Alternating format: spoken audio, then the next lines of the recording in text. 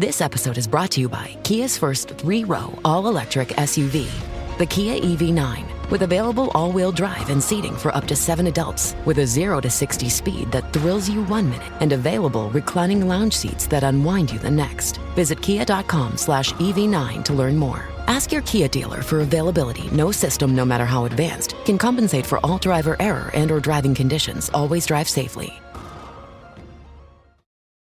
I'm Mo Rocca, and I'm excited to announce Season 4 of my podcast, Mobituaries. I've got a whole new bunch of stories to share with you about the most fascinating people and things who are no longer with us. From famous figures who died on the very same day, to the things I wish would die, like buffets. All that and much more. Listen to Mobituaries with Mo Rocca wherever you get your podcasts. Just FYI, I'm going to be interrupted at some point by a plumber. Supposed to be here between 30 minutes ago and 4 o'clock. So Zach's getting his pipes worked on. Zach's getting a leak fixed after a month of it. Is this the same landlord? Yeah, they just passed the buck. Like, oh, it was the maintenance fault. Oh, maintenance says, oh, they didn't tell us. Like, it's so fucking ridiculous. I said, I'm going out of town next week. It needs to all be fixed by the time I get back. Because if not, I'm not staying in another hotel. You guys are going to pay for any work I miss. Like, I'm not doing this shit. This is some really weird full circle shit for me personally, because that was my job, was to be a bad landlord. Zach's landlord. Be my landlord? Maze, were you like the property manager? Yeah, I was the property manager. So you're like Issa in Insecure, right? Sure, yeah. Less annoying. Whoa, it is March, huh? Oh, come on. You, of all people, can't possibly like her. The biggest misogynist we've known is not possibly a fan of Issa. He's not Waz. Where's this coming from? 125 years of Cinephobe? I don't know. Jesus Christ. Man. Yo, by the way, speaking of which, I had a real uncomfortable moment in my Uber today. And I got in, and before the guy drove off, he kind of like paused his music or podcast or whatever he was listening to. And he said, hey, man, before we get on the road, just want to ask. And I'm like, oh, here we go. Uh-oh. All right, let's hear it. I'm like, oh, well, here we go. And he says, I got some drinks for sale in the back. What? And I was like, wait, are you trying to sell me alcohol in the car? It's like, oh, he didn't know who I was. And then after he started driving, I was like, wait a second, maybe he does know who I am. I got so confused. I got all the different flavors of White Claw. You want a little more cold beer? Yeah. Sitting next to this pond, it's like a beach party now. Oh, yeah. Tilt it back, shotgun it now. Get on in there. That's the Satan juice right there. Now your Uber rides are also getting targeted ads. Yeah, that's how that works. Your Uber app is listening to you, and it hears all the White Claw cans click. White Claws. Claw cans click open. Are you too soon? What a week, huh? What a week of just faux pas, huh? You know what's crazy, too? I was perfect on the radio today. I could not put a sentence together yesterday. I was so bad. I couldn't think. No cock on the radio today? No cock on the radio today. Like, I was so good. Everything was seamless. I think I was just well rested. But yesterday, like, I couldn't put anything together. Just to let people know, right? We're trying to piece things together. Me and Zach. Maze, clip it. But I want to give the context. Zach was talking about something like maybe people hadn't gotten their coffee yet. Yeah. And instead, he said, man, I listened to it like 10 times. I listened to it a lot, man. I stopped watching the movie today to listen to it because it's going to come up during the show later, more naturally. But he says cock, and I fucking lost it because I could hear you panic. It's like a small snippet of sound. You know, maybe that cock, like that. There was a small panic, and then I was just like, just lean into it. Lean into it, blow past it, whatever. I said fuck on the radio earlier this year. Like, this can't be that much worse. Good times. Oh, it's good. So you were a bad landlord? My boss was not the best landlord, but passing the buck. Everybody passes the buck. I got into standoffs all the time with, people wanting things fixed or just the back and forth. And then the landlord doesn't want to pay for something. And then I have to deliver the message both ways. It was a lot of fun. It was a good time in my life. I did evict people once. Did you? Wait, hold on. Didn't I? Wait, hold on. Welcome to Cinephobe. Under what capacity? I was delivering eviction notices for a lawyer. Oh, it's Summer job. Process server. Yeah. Servant? Shine shoes? Your picks have been horrible, man. It's the point. That's the point of the show.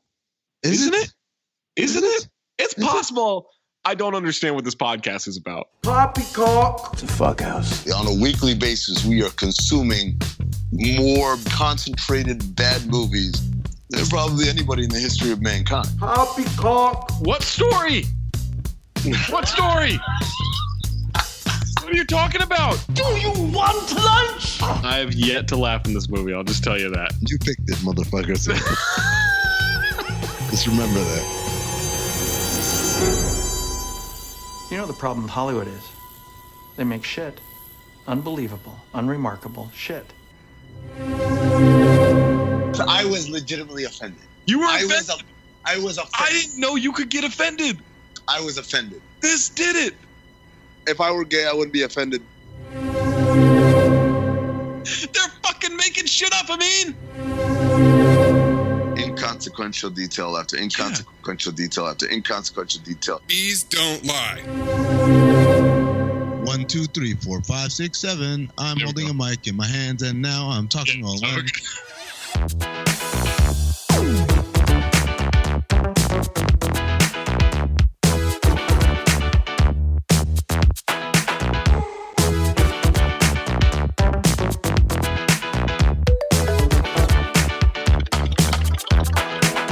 Welcome to Cinephobe, the podcast. We break down the movies you're afraid to admit you love. I'm Zach Harper. That's Amin Hassan. That's Anthony Mayes. Patreon.com/countthedings for all of our extra content. What do we have coming up, Amin? Oh, we got so much content, Zach. Oh, we've got playbacks, right? Where we can. What? We don't have playback? No, we do. I was just All right. right. Yeah, keep all this in. Oh, I'm sorry. I was like, you don't? What happened? We've got Cinephobe special edition episode coming, maybe. What? Maybe not. I don't know why I'm throwing that out there when we haven't discussed it at all. We got bomb overflow episodes. We're reviewing Winning Time and a couple of other things. Maybe we'll talk File. Bomani Jones' show as well. File. All types of content. And we've got other more surprising things on the horizon. I can't tell you right now, but I'm going to tell you right now, you're going to want to be a Patreon for it. Subscribe. Woo. And if you're already a Patreon, tell your friends to subscribe. If you're not a Patreon, let me tell you right now, you listen to this podcast, you are missing out on literally a shit ton of real cool extra episodes we've done over the span of about a year and a half. And it's not just other movies we've done like Great White Hype or Half Baked or Jack and Jill, but also we've done game shows. We've done retrospectives, like going back and giving golden dumpsters to movies that we hadn't given golden dumpsters to in the beginning. Sure did. We gave ass on and ass off to movies we haven't done in the beginning. We still have to finish that, by the way, at some We point, do. guys. I'm ready. You get the point. We got a lot of extra content for you, so make sure you're subscribed and getting all of that extra juicy, delicious Cinephobe content. It was too much. Cut all that. Sorry. Review. It's when the bell barely goes. It just sounds so sad. If you have a review it. We need to get up to 5,000 reviews on Apple Podcasts and 5,000 5-star reviews on Spotify. What are we up to now? Great question. Maze, you take one, I'll take the other. Maze? Episode. Boy, I hope I look up the right one. I hope I look up the right That service. is Levitard Show. All right, Spotify. Oh, God damn it. Spotify, we're 1,300 plus. 5 stars. Apple Podcasts, 2514. Oh, okay. You know what? I feel good about this. I think we're going to get it. Halfway there. 9 months to get the other half. We're halfway there. We're 9 months to go. Yeah, I think we can get it. Yeah, we can get that. Yeah. If you have a submission, reminder, you can submit it, but it needs to be 40% or lower on Rotten Tomatoes for the audience or the critic score. March in the Cinephobe universe. Kidnaping month. Thought it was kidnapping. One more P it is. It's Kidnaping month. Maze started us off with the phobe sweep of Master of Disguise. Amin then had us find the Golden Child, which of course only Maze phobed. Racist. Now it's my turn. And guys, I'm taking my pick back. How about that? All right? My pick that was kidnapped last month. I'm going with the 1995 drama thriller, White Man's Burden. Welcome back, Johnny Travolta. I almost called him Johnny Trays. That doesn't really make sense. No. Zach decided to march on the Capitol. What? And dispute the results of a democratic process. I like that. Democratic process? I was going to go a different way. I mean, I was going to say that we were giving him some reparations with this movie. Oh, I think that's more contextual and timely, so I defer to you, Mayes. Mayes, what was the 40 acres and a file Wikipedia description of this? Drama. No thriller, huh? You weren't thrilled with this Wikipedia? I don't think so. I don't agree with that. That's ridiculous. When were you thrilled exactly? When was I thrilled? The last 30 minutes of the movie. What? Anytime John Travolta spoke. Okay, now you're getting to me a little bit with that. I got a controversial opinion coming up in this episode. Let me tell you, a real controversial opinion. I want you to say it loud and say it proud. I have maybe my most controversial joke. Oh, wow. That's a future callback for everybody. Yeah, that is a future callback right there. All right, John Travolta, the newest member of the 10 Timers Club. Yeah. Joining Nicolas Cage and Norman Howell. Norm. I thought you were going to say joining Nicolas Cage and the LA bridge. No, the bridge isn't there yet, but we're getting there. What about Las Vegas? God, I hope the bridge is the next member of the 10 Timers Club. We should also get some kind of artwork for the 10 Timers Club, you know? It could just be a question mark for Norman Howell since we don't know what he looks like. Let's see if we can get Mark to do that. It's kind of like the cover of Cinephobe anyways. Just imagine that Norman Howell is young Frank Dukes. You know how I picture it? I picture it with that shot in Varsity Blues where Billy Bob is sitting at the table in the strip club. And he goes, I give it a 10, a fucking 10. And he holds up both of his hands with all 10 fingers. And then I think for each fingertip, we just replace the fingertip with the face of the person who's made the 10 Timers Club. I like to picture Norman Howell wearing a tuxedo t-shirt. I like to party, and I like my Norman Howell to party. You know John Travolta from previous episodes, Swordfish, Battlefield Earth, Gotti, The Fanatic, I Am Wrath, Killing Season, Staying Alive, Look Who's Talking To, and Poison Rose. Let's exclude this for now. What's your favorite one? Favorite Travolta or favorite movie? Favorite Travolta movie and Travolta performance. It's Swordfish is favorite movie. Favorite Travolta? Shit. I think it's got to be Turl. What? What? What's Turl? That's his name.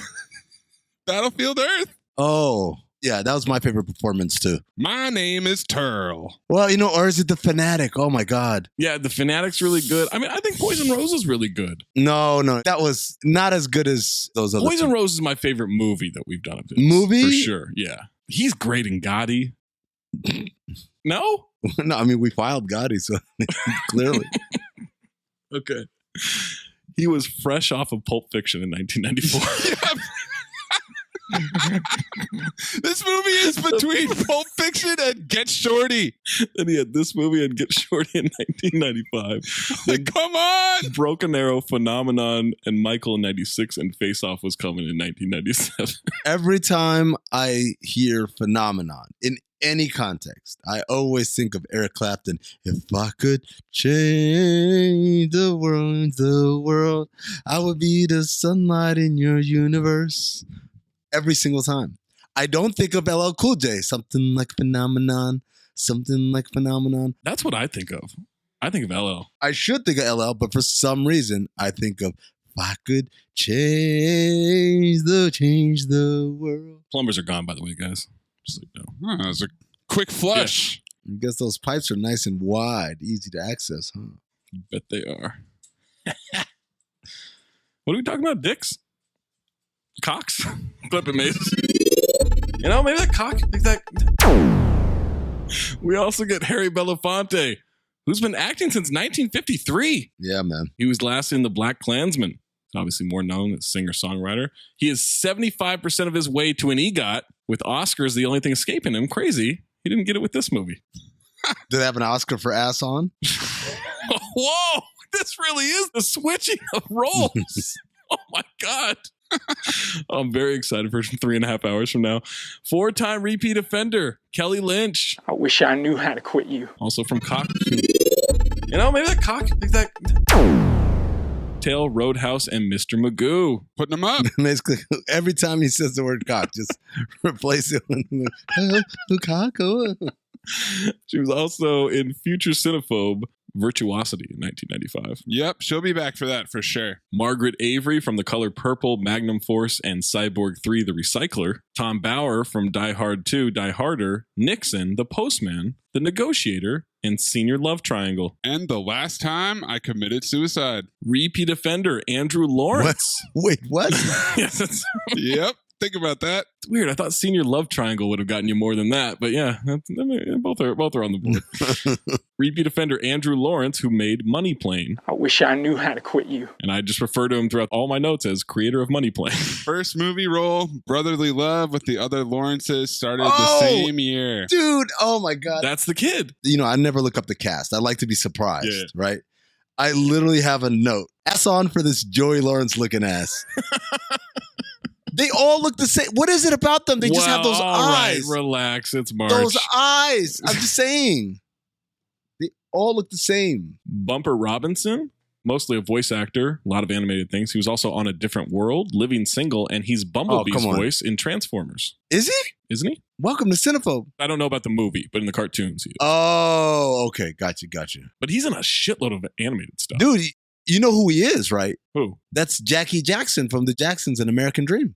That was Michael Jackson's older brother in the movie. Oh, that's right. Yeah. Michael Jackson would see him and the other one sneaking in girls and stuff. Mm-hmm. He was the one. Tom Wright from Murder at 1600, Marked for Death, Barbershop, and he was Morgan on Seinfeld. Yeah, that's Mr. Morgan. Yeah. That's my first note after my actual first note. Ate the Snickers with the knife and fork. Yep, Mr. Morgan. Cheryl Lee Ralph, repeat offender from Sister Act 2, Back in the Habit. I wish I knew how to quit you. She was also on Moesha and something called Instant Mom, which had at least 65 episodes. Instant Mom. She's currently killing it on Abbott Elementary. Judith Drake, repeat offender from Armageddon, and she was in the Sex O'Clock News. I wish I knew how to quit you. I'm sorry, Sex O'Clock News? The Sex O'Clock News. She's also Lil Kev's mom from Always Sunny. She was in How I Met Your Mother, Parks and Rec, Freaks and Geeks, and Future Cinephobe, Baby Geniuses. Wesley Thompson from Brewster's Millions and Two Can Play This Game. Willie C. Carpenter from Hard Target, Little Giants, and Leprechaun 6, Back to the Hood. Michael Beach from Soul Food, Lean on Me, The Abyss, Waiting to Exhale, and Sons of Anarchy. There were not this many people in this movie. Tom Berry. These are just like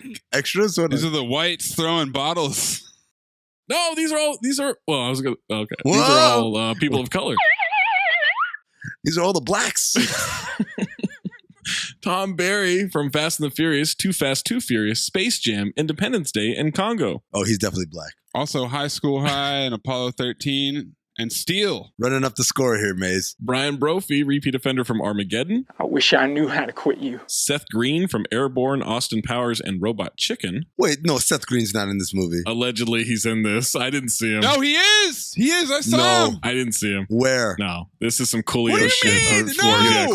Coolio's in the studio. No chance. I'm not No too soon in chance. this one. He's there. Also, he's been acting since 1984. Yeah, Seth Green is really old. That's one. I don't think people realize Yeah, it. he's just a tiny person, so people don't realize how old he is. But two, you're full of shit, Maze. There's no You chance guys the dude was in. are so dumb. No, this is fucking Coolio all over again. Absolutely not. Did you note it in your notes? Yes. Okay, all right. We'll just Yeah, wait. Just put it in there. When it happens, He played the beer bottle that got thrown at the cop's car. yeah, exactly. Here's the thing. I heard Alexis Arquette is supposed to be in this movie because I saw that in the trivia, and I'm like, where? Yeah, I don't know. It must have just been in the crowd, right? I don't. Couple more. Googie Gress, repeat offender from Armageddon. I wish I knew how to quit you. Amazing name. Janet Hubert, the original Yeah. Aunt Viv on Fresh Prince. Mm-hmm. Amy Powell, repeat offender from Delta Farce. I wish I knew how to quit you. Lawrence Bender appears in this movie and is the lead producer. He also produced most of Quentin Tarantino's movies, starting with Reservoir Dogs. Mm-hmm. That's fucking interesting, you might ask. More on that later. Desmond Nakano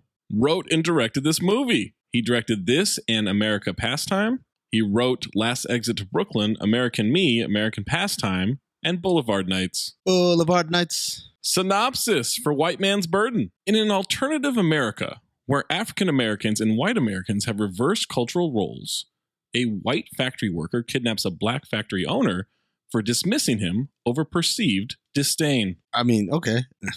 Sure. Tagline: two men at odds in a world turned upside down. That's a terrible tagline. Let's see if these can get better, okay? All right. Uh-huh. Nothing stands between these two men except money and power. That's even worse. In a world of right and wrong, justice is seldom black or white. That's just confusing. Yeah. All right, last one.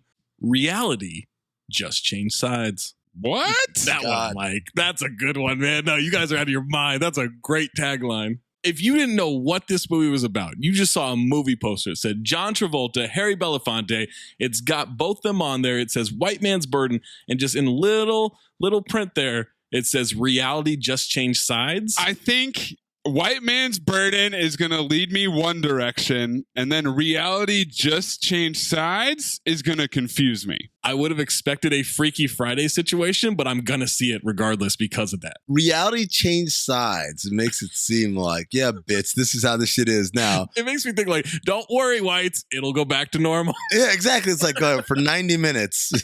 Enjoy yourself because fucking reality is waiting on the other side of this shit. $7 million estimated budget, grossed $3.7 million US and worldwide. A flop. Oh, I had 9. Success. I was going to say, when was the last flop we've had? It's been a while. Stand. Been a while. Rhinestone. What? Rhinestone. Wow. Yeah, Rhinestone was a flop. File. Who should have been a sweep? Was it not? Who phobed that? Yes. Oh my God, Mayes. Who hates cinema? You just do. You hate cinema. Cinema. Before we jump to this Listen movie cinema. and you listen to the rest of this podcast, White Man's Burden is available through Anthony Mayes. Hop in that Discord, folks. Yep. Patreon.com/countthedings to get access to this movie. Another reason to be a Patreon so you can watch this movie. White Man's Burden receives 24% from critics on 34 reviews. I'll just remind you, Golden Child hit 22%. They don't give an audience score. There are audience reviews. It's glitching right now. Amin, would you like the positive or the negative reviews? Glass half full kind of guys, Zach. Give me the positives. Hey, John, that's weird. That glass looks half full to me. Wow. Now that you mention it, it is half full. Chuck O'Leary, Fantastica Daily. God. Oh! No. Of course. This is my favorite part. That for a split second, I really did think, of course, he's got something to say on this. Then I remembered that Cuck O'Leary is a completely fictional person that wants to sleep with black women. It's like a character in a movie who was not named Cuck O'Leary. It's very confusing. Who's he want to fuck in this universe? Barbara Walters? In an instant, all of those different things came together to make sense in my brain. Did not give a review, but did say 3 out of 5. Phil Villarreal of Arizona Daily Star. That's my guy. Manages to approach significant social issues, but falters in its melodrama. Kim Williamson of Box Office Magazine. A look at color relations that's likely to be more compelling for non-urban audiences than the latest take on drug dealing and gangbanging in the hood. Oh my good God. Holy shit. That's unbelievable. I don't even have a musical instrument to play for racism like that. I just don't. Oh, if you hadn't sent the triangle back, we could. I know the triangle would have been perfect right now. Joe Baltic of Sacramento Bee. Sacramento Bee. Reviewing. Surprisingly lively and entertaining. Christopher Knoll of filmcritic.com. Nolan? A tightly constructed drama. No, it's not. It's quick. It's like 80 minutes. Is that what tightly constructed means? I mean, you know. User Oren B, 3.5 out of 5 stars. Maze, why did you supercharge all the R&B 3 out of 5 stars? Why did you supercharge it? Yeah. Why do you think? Took away some joy for me. Good. You nailed it. Just want to let you know this was written on Christmas Day, 2020. It's a pandemic. A horror movie could never really happen. Falsely attempting to represent what white does to black in reverse colors. Gave me nightmares. I'm glad you had to point out would never happen. A horror movie. It is a horror movie for white people to wake up and all of a sudden. I was terrified, man. Yeah. User Ronell F, 5 out of 5 stars. Masterful concept drama despite Travolta's acting.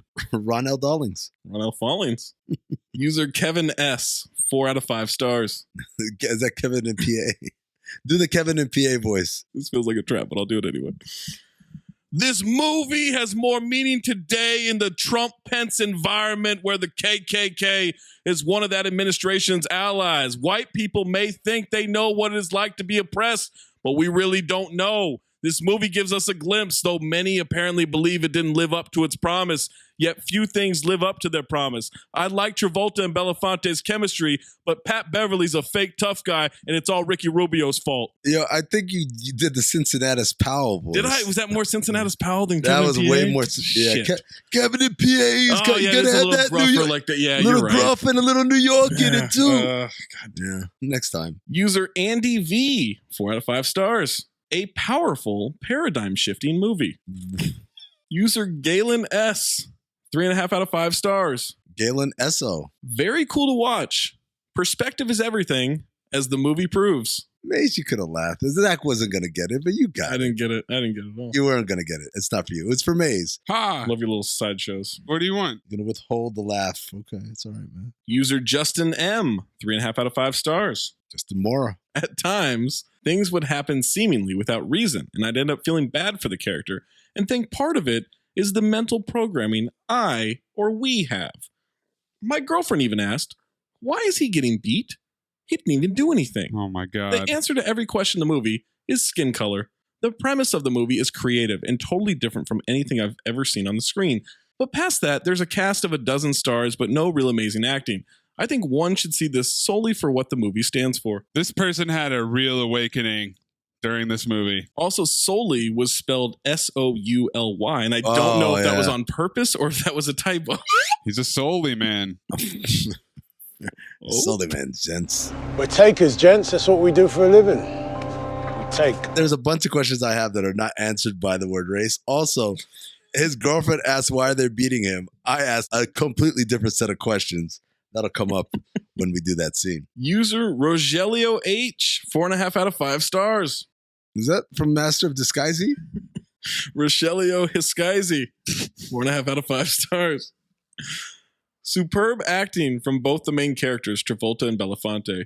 In this fantasy view into an alternate world, we experience the reality of racism and the what if of a universe where the black are on top and the white on the bottom. Tension. Travolta, an honest working man, gets himself in trouble out of an incident where his actions were misperceived. Act followed, he loses everything. Worse than a country song or a sad blues, his truck breaks. He is beaten up by a pair of racist cops, and the morning following, his family gets evicted. Out of desperation, he resorts to solution that in turn once again twists into more trouble where the two classes / races will have a change to know how each other more in depth. Don't miss it. It is truly a hidden gem. Is it? Isn't it? It felt a little bit like I was reading something that Charlie wrote. Was it? Wait. Oh, all kinds of typos and shit. You got to point out the typos when that happens. It was instead of in depth, it was in depth. Nice. And then final positive review that I found. User Roger R, 4 out of 5 stars. Roger Ebert. Roger. This film is pretty good. A simplistic premise, but the acting of Harry Belafonte and Travolta carry it. Probably one of the most powerful anti-racist films I have seen. White people. Is this the most inherently problematic concept for any movie we've done? I'm problematic. It's a problem. I mean, Soul Man was pretty bad, guys. Yeah. You're not going to beat Soul Man, I don't think. I can see why Maze would want to deflect from that. Because there have been problematic movies, but as a premise. Is it the premise or is it the execution of the premise? Oh, no, it's the premise. Maybe it's both. There's no way to execute it well, I guess is my point. I kind of think they did about as good a job as you could do with the premise. Right. If this was what you were trying to do, I think they did it. Yeah, agreed. I just don't know if you should try to do it. You should not. Let's be clear. I think you could do White Man's Burden with a lot better execution. Soul Man, I just don't think you can do it. Agreed. You could try White Man's Burden now. It wouldn't go well, but you could try it. You could not try Soul Man now. Even in the 80s, I don't think. Negative reviews. Stop being a pessimist. This tank is not half full. It's half empty. Jas Kemig of The Stranger, Seattle, Washington. Uncut Jas. I was Josh Safdie's muse when he wrote Uncut Gems. Right. While flipping this racial dynamic is meant to demonstrate the ills of racism, White Man's Burden still centers whiteness. Sure does. Scott Weinberg, eFilmCritic.com. A weird and ungainly mixture of obvious racial issues and pseudo-action material. Action? Pseudo-action. That's right. What's the pseudo-action? I guess the chase sequence. When he ran at like 2 feet per hour? He had a heart attack. That's Zach's thriller element. Michael Dukina of themoviereport.com. Now you want to be on the right side of history. Shat on all the mother fucking good black movies. God damn. God damn, Uncle Tom's. Doesn't go too far beyond the basic setup. So he was looking for them to lean into it more. Really explore the space. Factually, yes, I was wanted the same thing. Frank Oshling of Movie Eye. Oh. I gotta think right now.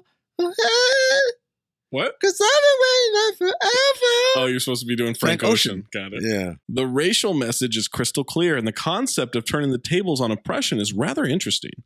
Unfortunately, the movie is never focused or convincingly solid to realize the cynicism in its meandering material. At best, Burden is merely Channel Orange. Stephen Holden of New York Times. Were it not for John Travolta's big-hearted portrayal of an unemployed white factory worker driven to commit a desperate act, the movie would be an emotionally frozen exercise in cautious high-mindedness. Cautious? Caffeinated Clint of Movie Hole. Oh, this fucker. Just when Travolta got his groove back, Peter Travers, Rolling Stone. Traverse City. White Man's Burden spirals into tragedy, but never into stirring drama. It stays stuck at the level of noble experiment. I agree. Mike LaSalle of San Francisco Chronicle. White Man's Burden was worth doing once, if only to find out it isn't worth doing again. That doesn't make sense.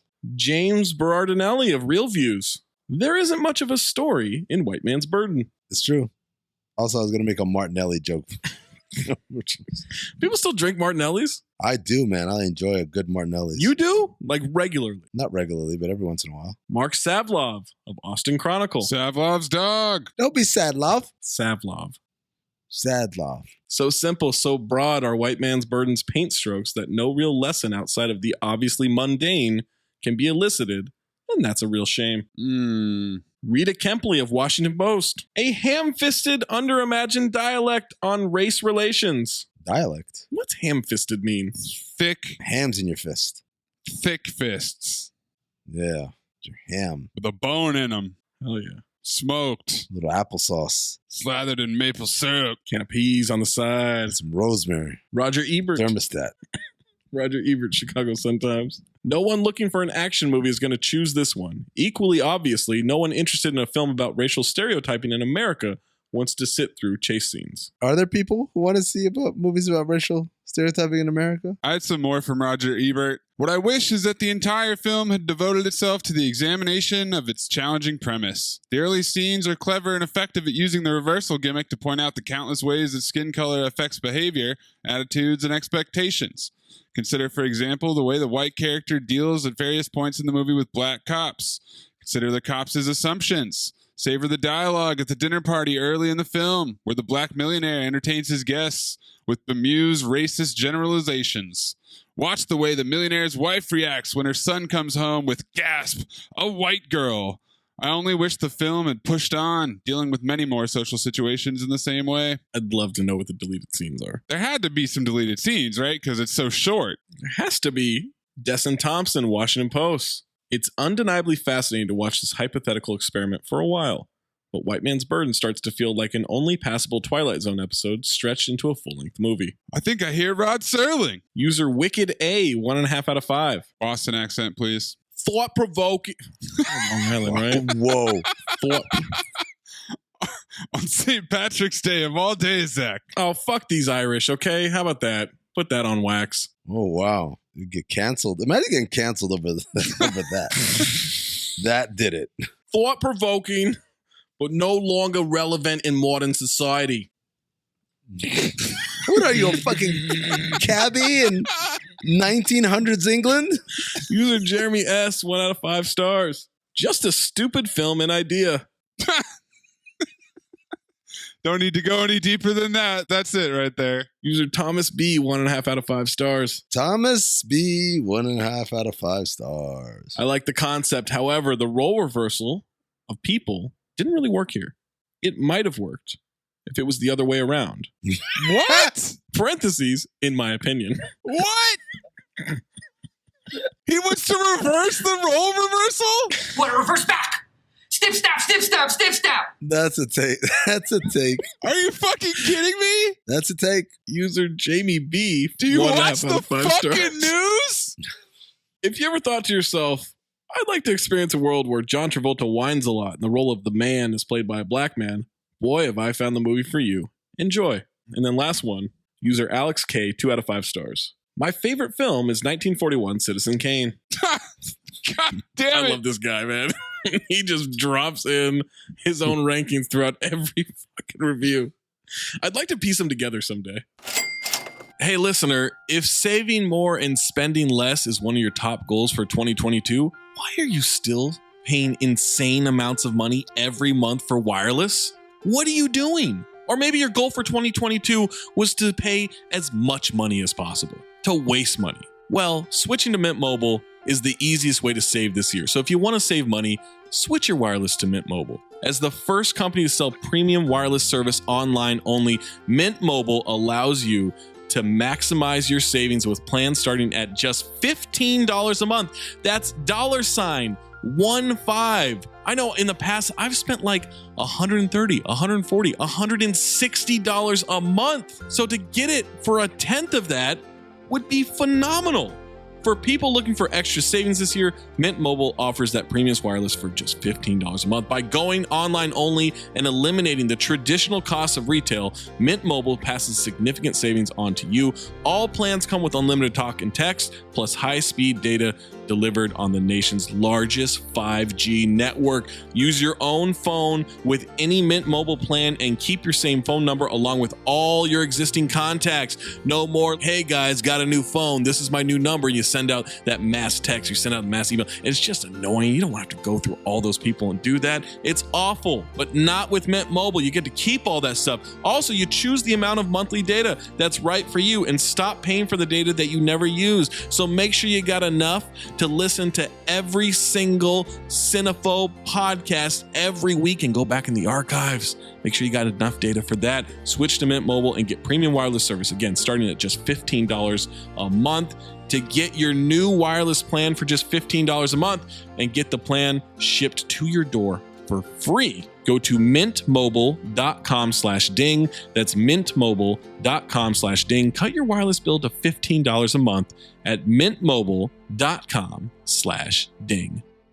Listener, what's up? Zach Harper coming to you live from just making my picks on Prize Picks, the largest daily fantasy sports platform in North America. For my money and your money, the easiest and most exciting way to play DFS. Again, that's daily fantasy sports. It's just you against the numbers instead of battling thousands of players, including like pros and sharks, those people that really try to game the system and screw you over. You just pick more or less on 2 to 6 player stat projections and watch the winnings roll in. Basketball's here, right? So check this out. This is the cool thing that I love from Prize Picks. You can now pick combo projections across football and basketball from the Specials League, a league created specifically for combo projections that includes 2 or more players from different sports and leagues. So if you want to do like more Patrick Mahomes yards and less James Harden points, you can do that. You can do that combination. You can do any combination that they have on there. You just go to the Specials League. You want to play alongside people. Maybe you don't want to go it alone. Maybe you want to play alongside people. You can go to, I don't know, Meek Mill, Andrew Schultz. You find them in the community plays under the promos tab of the app to view entries from some of the biggest names in the Prize Picks community each week. And best of all, Prize Picks even offers a reboot policy so your entries stay in play even if one of your players gets injured. For football and basketball games, if you have the player who exits the game in the first half and does not return in the second, that player is rebooted. Prize Picks, the only daily fantasy sports platform with an injury insurance policy. So I'll tell you what you do. You go to prizepicks.com/ding and use the promo code DING, D-I-N-G, for a first deposit match up to $100. Let me say that again for you. You go to prizepicks.com/ding. You use the code DING, D-I-N-G, for a first deposit match up to $100 from our friends at Prize Picks. Prize Picks, daily fantasy sports made easy.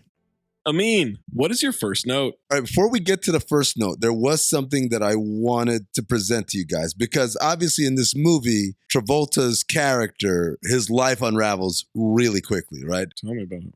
Terrifying. It goes from I'm going to get this promotion to I'm out of a job and now I'm wanted by the cops and whatever. So by complete coincidence, I came across this Reddit thread, which was, what's the fastest you've seen someone's life unravel? And this is what I found. This happened in a 2-week period. A friend of mine lost his kitchen job due to layoffs, looking in the paper for a job he could get quick so he could make his bills, pay rent, etc. Finds a listing for a company looking for a driver/delivery person ASAP. He has a car, so he figures it'd be a good quick fix. Gets the job over the phone and is told he starts the next evening. Gets a company phone, does the first pickup. Turns out it's an escort agency and he's picking up and dropping off the talent. Does this for a few nights and starts getting to know the girls. Turns out they're all crack whores. Big surprise. They get the idea in his head that he's doing all the groundwork, so he might as well post the ads himself and get his own phone, and then they'll work for him. Oh, no. So we're about a week into this adventure, and he's gone from line cook to pimp. Fast forward a couple of days into pimping, and he comes to the conclusion. Now, where does it unravel? All right, listen to this. He comes to the conclusion that all these girls spend their money on is crack, so why not cut out the middleman and start paying them in what they want? He doesn't know where to get crack, but his kitchen buddies can hook him up with coke. One, please. One what? One rock of One crack. A crack rock. Is that enough? Is one crack rock enough? I don't... How much would you recommend for a first-time user? Gets a bag of coke and Googles how to make crack. Yes, really. Whips up a batch of kitchen crack and then is concerned that maybe he didn't make it correctly. Of course. So logically, he should try it first before giving it to his ladies. No. 36-hour crack binge later, he's hooked and proceeds to sell everything, including the car and the phone, in the next few days. I dropped by his place to hang out around day 10. I had no idea any of this was going on. And he meets me at the door and explains what he's been up to for the past few days and says he doesn't want me there unless I'd like to pay and hook up with one of the crackheads in his living room. Strangely, I declined. Last time I saw him, he was cracked out yelling at people for change on a downtown street. All of this happened in the span of 14 days. Now, do you think this guy went into the living room to just kind of assess the situation with the women or just flat out declined? Come on, man. You have him like, well, let me see the girls. That's happening? Yes, I do. That's a no. So I ask, what's the fastest you've ever seen someone's life unravel? Sussman. There you go. Thank you. That's all I was looking for there. My first thought note, because I have like 2 notes, right? This intro piano music for UGC is fire. Mm-hmm. Very nice. But then my actual first note is Mr. Morgan, Jackie Jackson. My note, playing this on my laptop. Plugged my headphones into the laptop so I could truly hear this movie. My first note, black dude's named Thaddeus, repeat offender?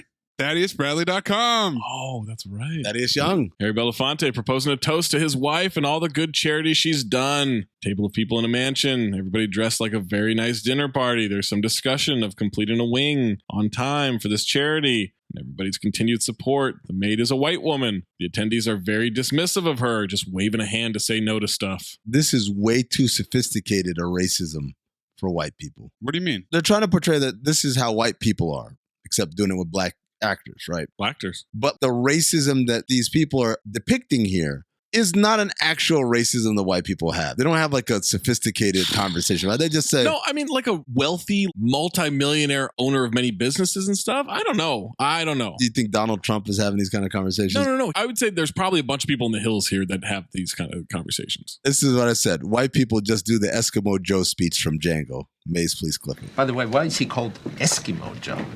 You never know how these nigga nicknames get started. His name was Joe. Maybe one day he said he was cold. Who knows? It's my favorite fucking line in that movie. It's fucked up, but it's really that's a great line. It's a great line.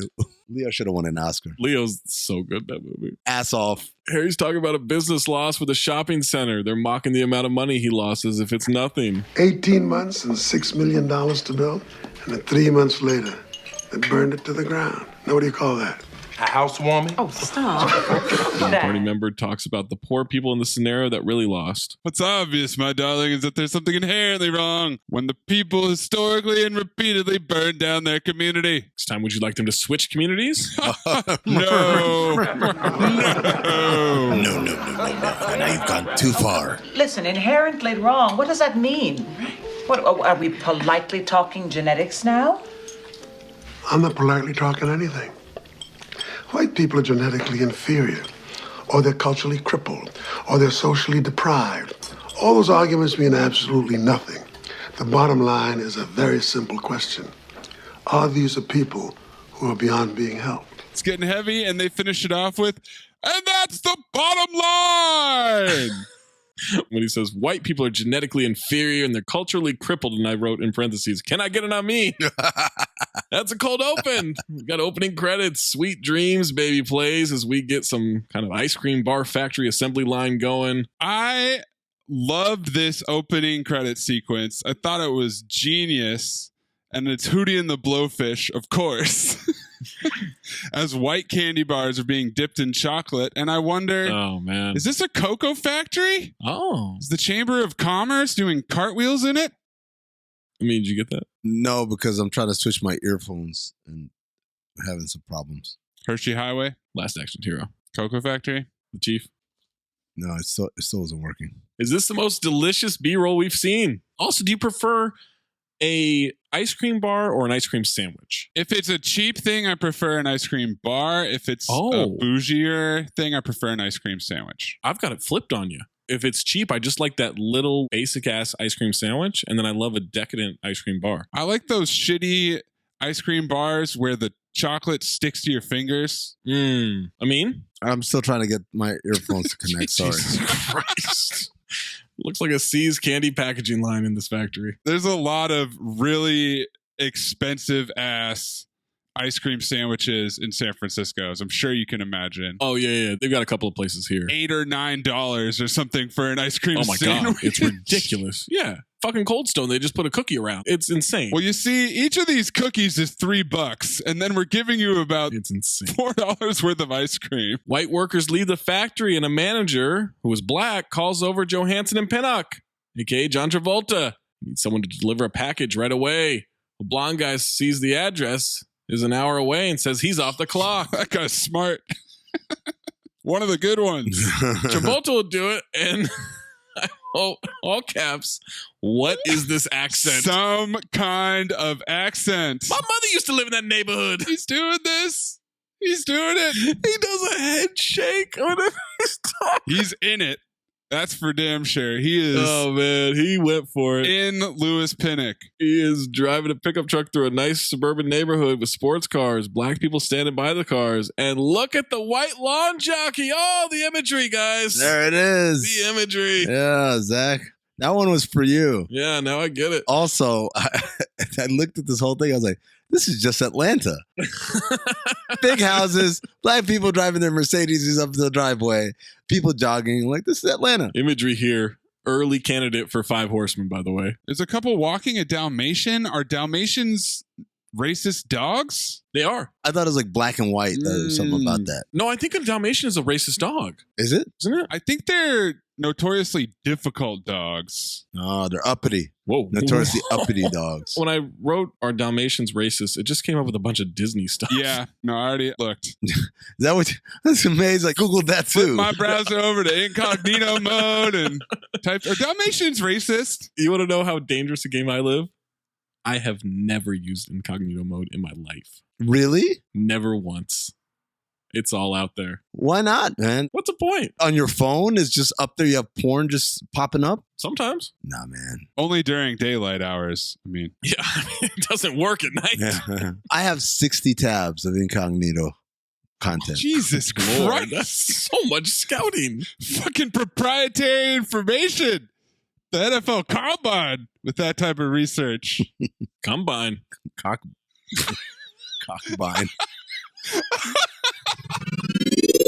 You know, maybe that cock. All right, he gets to the house. We might need to clip in every piece of Travolta dialogue in this movie. There's a lot. I have a lot written down. He's delivering a package from Mr. Boston for Mr. Thomas. He's buzzed in and he marvels at the size of the mansion. Damn. He's on the phone discussing business. Shut up in business with the billowiest pants ever. You could fit Patrick Swayze inside those pants. Yeah, I'm about to say, yep. They look soft though, right? They look very comfortable and breezy. Billowy as hell, but they've got to be super comfortable. Yeah, man. Wealth. Travolta trying to find where he can drop the package. He's walking through the property. There's a bunch of peacocks out there. Clipping the cocks. What? You know, maybe that cock, like that. He sees Harry's wife in a towel through the window. He sees Harry in the other window. The white maid tells him he was supposed to go to the other side of the house. She drops the towel. She's also doing exposition, so I wrote this naked exposition. And then I asked, this is what they think black people do? Just stare at naked white women through windows? Yeah. She called him daddy, and I said, is she his wife or daughter? Why is she naked if she's his daughter? There's amazing wandering, awkward eye contact between Travolta and Thaddeus after he sees the titties. Travolta squinting his ass off out there looking confused. He sure is, man. Don't you mean Demeter? The titties? He's driving around through an urban area now. Sirens, homeless people, rock music, hookers, black cops frisking a white. He looks stressed. Helicopters everywhere. These cops are way too polite in the stop and frisk. Way too polite. This is going way too smoothly. I like that Amin got that from a second of that on the screen. Yep. Absolutely. He gets home to a shitty house, punk rockers in the next lot, loud metal music. Bald white men. Drinking 40s, sleeveless. Drinking outside and listening to music 24 hours a day. Wearing beanies. That's what they do. The creator of Money Plane is a child sitting on the couch watching the news. Black female news anchor talking about a white suspect. Imagery. Imagine there's no heaven. Flipping the channels. 20th century, bitch. Oh my God. Black people all over the TV. Yeah. Is that how it feels? It's exactly what it feels. Now, oddly enough, when golf came on, it was a white guy playing golf. Wow, you're saying this movie had plot holes? And inconsistencies? As soon as I saw that, I was like, well, why didn't they just have like a basketball game on where everybody was white? Then that would have been funny. That would have been great. Too much work. My next note, LMAO. Travolta gets home and his shtick with his son. I'm coming to get you, boy. Who are you? Your man. And who am I? My man. That's right. Don't ever forget it, because I'm your man and you're my man. But who is Chroma Man? I am Chroma Man. That's right. Chroma Man. Chroma Man. My man is Chroma Man. I'm coming to get you, boy. Boy. And Kelly comes in with a baby. And who's my man? What was the name of the toy? I wrote Chroma Man. I think it's Chromo Man. That's what I had. Chromo Man. Chromo to CR, ladies and gentlemen. What color is Travolta's hair? This is the first time I noticed. That is a phenomenal question. I do not have an answer to. Also, the video quality of this. Is it auburn? Makes it pretty tough to tell. It does look kind of reddish. Light brown red. As the movie progresses, the color progresses as well. Absolutely it does. Ass on for Joey Lawrence here. Andrew Lawrence. Whatever his name is. Travolta says he has to wait until his birthday to get the toy, and the waiting makes it better if he does get it. Dad, that's too long. Yeah, but the waiting makes it better if you get it. Easy, Maze. He says if instead of when, because wondering is good for the kid. Travolta hands the baby to the creator of Money Plane, and Kelly wants to know if he got overtime for delivering the package. Why would they pay for it if you're just going to give it away for free? Where'd you learn that? Guess. Tension? What is that exposition there? Did she used to be a hooker?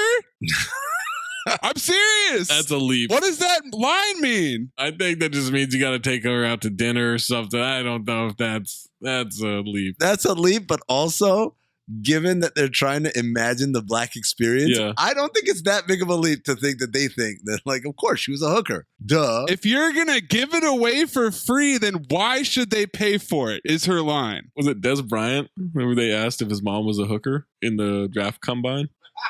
Another dinner party for Harry Belafonte and his wife. Aunt Viv and her husband are leaving. Harry's teenage son is going out. Out where? Just out. Is this a suit or a shirt that this guy has? The gray one. I don't know. Whatever it is, I like it. Harry tells one of the men there, next time someone delivers something to the house, please send someone else other than the man he sent today. Lionel. What happened? No big deal. They all say goodnight. Cut to Travolta tucking his kid in. Kelly's looking at medical stuff for the kid. She's stressed about insurance being over the limit. She wants to get a job. He doesn't want to go over this again. He looks out the window at the metalheads. Says one of these days he's going to take his gun next door. When he comes in, she's going through all their bills. Travolta goes, "What's all this?" And then he just kind of looks off into space and grunts. Ass off, dude. Is he basically Baby Billy? Is that what's happening here? Hey, son, you still got that Chroma Man? I still got those blenders, Amin. Fresh from San Diego, California comes the only sunglass brand I'm ever going to wear again. That's right. You know me. You know I know about sunglasses. You know I have a history of sunglasses, but I'm talking about Blenders Eyewear for the only sunglass brand I'm ever going to wear again. And you're going to be just as hooked when you see how awesome these shades are. I got the Electric Kiss. Can you feel the tension on my face right now? Oh my God, they're perfect to wear out at the beach, out of the pool, just walking around, just taking the dog for a walk. Chase Fisher started Blenders by selling his beachy shades out of a backpack while doubling as a surf instructor on Pacific Beach. It doesn't get more sunglass than that. His goal, to create an adventurous mid-price eyewear option with the same cool factor as other leading styles. Unlike expensive big brand shades you probably lost or smashed in the past, Blenders are actually affordable, so you're not going to cry as much when the inevitable happens. It'll be easy to replace them. Blenders team in-house designers are constantly coming out with new styles, from orange polarized wraparounds, tortoiseshell frames with purple lenses, to classic gold arms on black lens. And it's not just sunglasses. Blenders has prescription glasses, readers, and blue lights, as well as a snow collection with goggles and accessories. Anything to protect your eyes and look good. Live life in forward motion with Blenders today. To score 15% off your Blenders purchase, visit blenderseyewear.com, enter the promo code DINGSVIP. That's blendereyewear.com, promo code DINGSVIP. That's DINGS VIP for 15% off. Blenders, rocked with pride worldwide. Kelly heard about a nice black family looking for a maid. Verbal imagery. Imagine there's no heaven. Travolta says he'll get the job as the foreman, get a raise, and they'll move uptown or something. Promises her it'll get better. Travolta is at the factory, goes to talk to Mr. Morgan. Mr. Morgan's on the phone with Harry. Turns out Travolta wants to present his case for the foreman job. Spec your work. You're a good worker. I'll think about it. What you got to think about? I've been here longer than Williams. I've been here longer than Williams, and I'm the hottest worker out there on the floor. You know I'm the hottest worker out there on the floor. Even the other day, I went up to the Thomas house. I worked like an hour and a half off the clock. This gets Lionel's attention. That was you? Yeah, man, that was me. I do that shit all the time. I don't complain about it. I do that shit all the time. I do that shit all the time and don't complain about it. That's Mayes producing this podcast. I do that shit all the time. I never complain about it. Eerily enough, this is almost verbatim my conversation bossing over this shit. Yeah. You and me in the fucking end. Yeah, you do a great job. Yeah, we're gonna have to. The fuck? Like you just said? And we're black. Lionel sits him down. Look, I don't think things are going to work out for you here. What do you mean not work out for me here? Can't keep you on anymore. Hold on, man. Yeah, You firing me? These noises he makes are just so incredible. Like, he's on another level, man. I need my fucking job, man. The first I can listen to you guys do that voice all day long.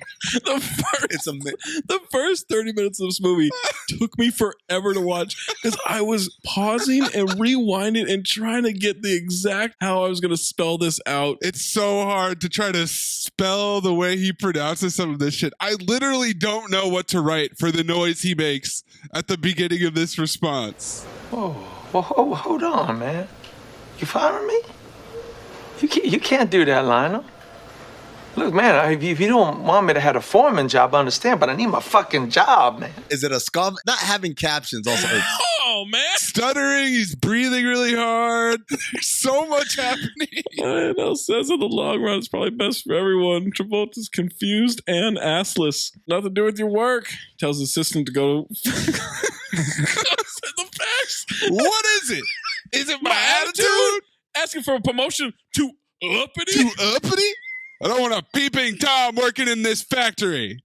Thaddeus Thomas saw you peeping at his wife. Peeping Tom, that's That's a 20th century bitch thing. There are no more peeping Toms, right? Because people can hack and all those ring hack into the cloud. cameras and all that stuff. There's nothing you can do. Yeah. There's no peeping Toms anymore. Right here, I have in all caps, Travolta will never have an ass in this movie. Who saw me? Travolta sounds like if his condition was a little bit better, he would be the lawyer representing Cincinnati's pal. I represent one Mr. Cincinnati's pal. Travolta tries to explain the window was open when he delivered the package, and he looked in. Cut to Travolta at the front gate of Harry's house, asking through the intercom to talk to Mr. Thomas. Thad is drinking iced tea in the backyard with business folks once again. This dude is constantly hosting people and giving vague business position. It's what we do. Same note too, bro. I said, this guy sure does entertain a lot. Well, you know what this is about. Tell him I lost my job at the factory. I need to talk to him. It's important. Maid goes and delivers a note. He reads it and says he doesn't get involved in these matters. He can't help. Travolta begs the maid for about 2 minutes of his time. Wants her to ask him again. Travolta's scrambling. They're no longer answering back on the intercom. Can't you just do that for me? Asshole. He locks it in. The whole movie, man. Lock it in. This is the point where I realized, like Charles S. Dutton, nobody's beating this guy. Nobody's beating him. Cut to Travolta at the unemployment office. Complain there aren't any new jobs. He's flipping through job listings on a board? Is that how it used to be? Yeah. It's so 20 CB, I'm not even sure how that works. They post job openings just on a board. Literally on a cork board there. This is before they did it in the paper? Well, no. This is like the unemployment office. This isn't just regular classifieds or whatever. You go to the unemployment office, you're looking for a job, and you have to look through the stuff on the board. But all you got is minimum wage shit. I ain't no baby. I ain't no teenager. That's why I wrote Baby Billy. When he said, I ain't no baby, that's some shit Baby Billy would say. I ain't no baby. I ain't no teenager. I mean, what is that? Ooh, I don't envy you now. Great. Listen to me, I need to shut the fuck up is what I need to do. Here you are drinking beer, and I'm speaking truth. I mean, you liable to get the courage to do something now. You have any jobs put aside for special people or friends? Bingo! She claims she's not holding anything. You don't think this kind of shit happens to you. It happens to other people. You got your pride and all that. I'm just used to taking care of my own. Driving home at night, his truck breaks down on the street. Can't get it to turn back over. Damn. Angrily gets out and starts walking towards the bar. Piece of shit. Sits down on the curb dejected.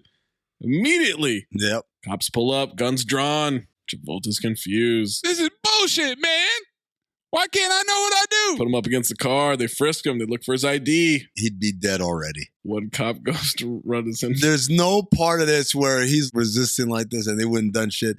They were so polite that at one point I had to check the rating on this movie. Do they not cuss? Are they prevented from using F-bombs? And then later on, there's a bunch of F-bombs. Like, oh no, they could have cussed this whole time. So no, sorry. This is too nice of a depiction of what cops are like. White crowd gathers nearby and the other cop says, nothing going on here. Please go back in the bar. And it's time for some angry, disembodied voices. What's the matter? You cops ain't got nothing better to do? You fucking cops. Screw you, cop. Did you hear the person do the pig noises? The pig noises, yeah. And then someone goes, swine, huh? The cop says, got a white, brown and blue, 6 foot. Fits the description of a bank robber. What the fuck description is that? Well, he's got brown hair and blue eyes. Oh. Got a white, brown and blue. I thought they were talking about like what he was wearing, like his jacket. No, they're talking about his legally brown hair according to this movie, but that shit's not brown. I've seen brown hair before. That's not brown hair. Dude, I mean, it is at this point, but it as I said. Yeah, that's true. It's going to progress. It's a work in progress. Cop tells Travolta to step over to them. He's been cleared. They say sorry for the inconvenience, but he fits the description of a suspect who has committed several bank robberies in the neighborhood. Inconvenience me? That's what you call it? You got a problem? Take it up with my sergeant. I didn't do nothing. That's my problem. Hey, hold that. You want to go to jail, huh? You want to go This to is jail? bullshit, man. This is bullshit. Hey, leave the man alone. Hey, look, you want to go to jail, huh? Is that it? Is that what you want to happen? Everything is over, so I suggest you get in your car and go home now. Leave him alone! Get back in the bar, please. Everything is fine. We're sick of this shit. Yeah! The police! Fuck the police! That shit ain't right. The poor whites throw beer bottles, and the cop gets out the nightstick, which I think they missed an opportunity here. It should have been white. It should have been white. Beat the shit out of Travolta. Oh my God. Beats for loving shit out of Travolta. The other cop pulls him off. They drive off from the unruly Bob as they get stuff thrown at the car. Travolta slowly picks up his bleeding face. Oh, motherfucker. I fit the description is what happened. Of course you fit the description, man. Where the fuck you been? And his friend Stanley. Oh my God, man. All right, so I must have blacked out in this Whited out. part. Yep. This is the introduction of Stanley, because later on we see Stanley. I'm like, who the fuck is this guy? Oh, you were wondering who that was? Yeah, he just like walks into some guy's house. He's just a homeless bum that Travolta is friends with, and his family are apparently close with. To them, he looks like you. You look like me, especially at night. At night, they think we all look like ghosts, man. Just ghosts out here glowing in the dark. Before I looked at the trivia, I also wrote this line because I knew you guys would get a kick out of it. He kind of looks like a homeless Quentin Tarantino. Yes. This is me not knowing any connection. Yes, absolutely. And he talks like Slater from Dazed and Confused or Jim Brewer from Half Baked. Yes, absolutely. They all think we look like ghosts, man. Man.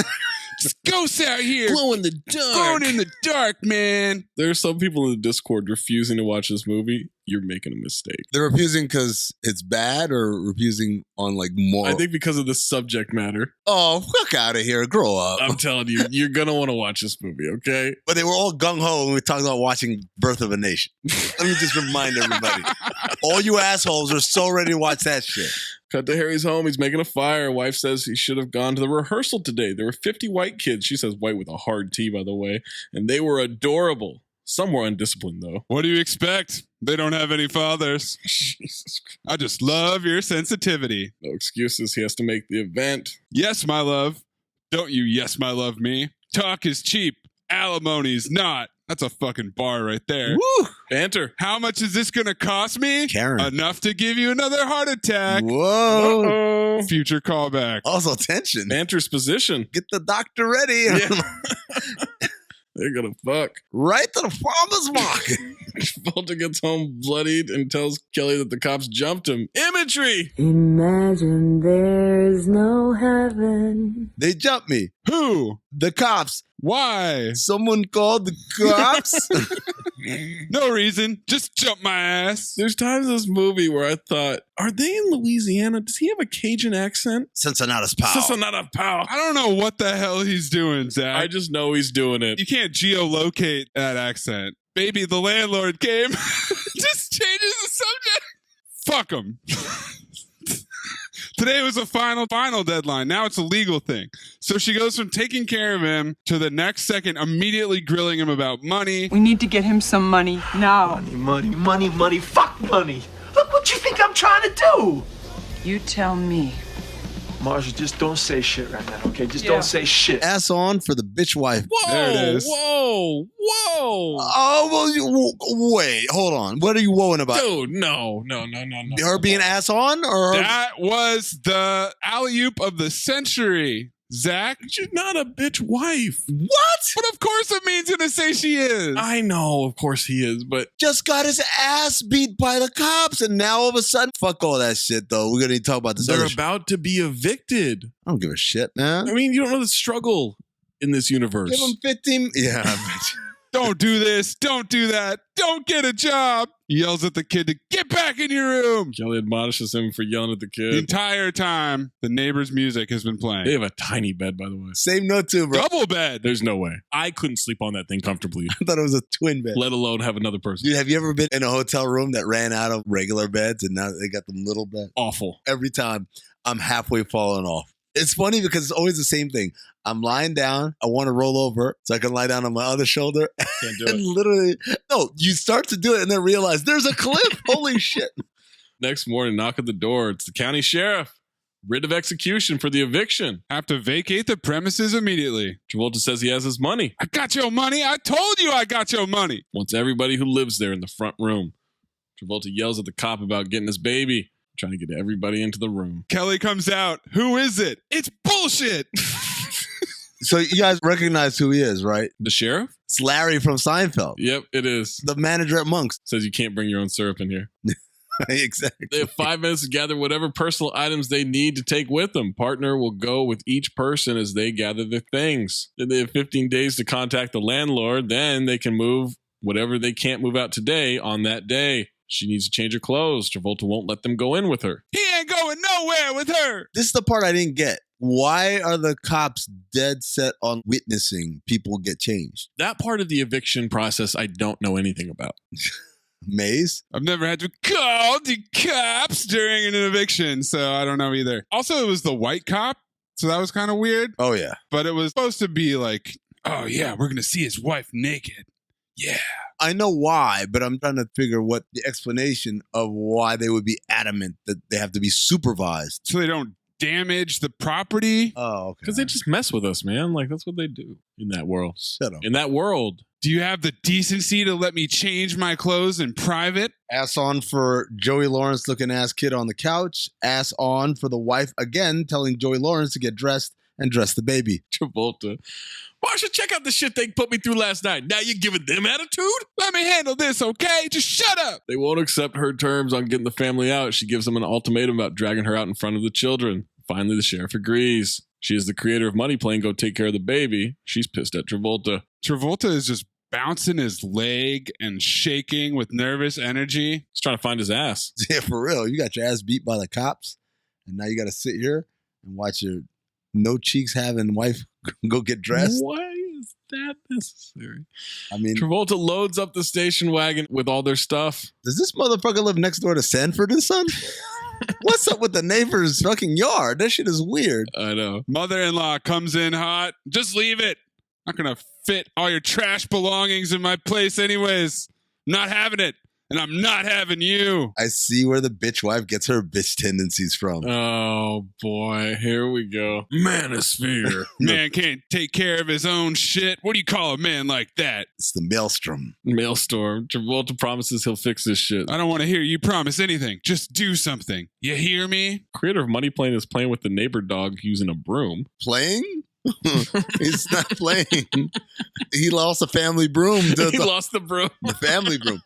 You know, that was an air broom. Say goodbye to your dad. Sad piano. Oh, he stepped on the joke. I heard your joke. I hated it. Hey, who's my man? Easy, Maze. Easy, Maze. I got that in my notes.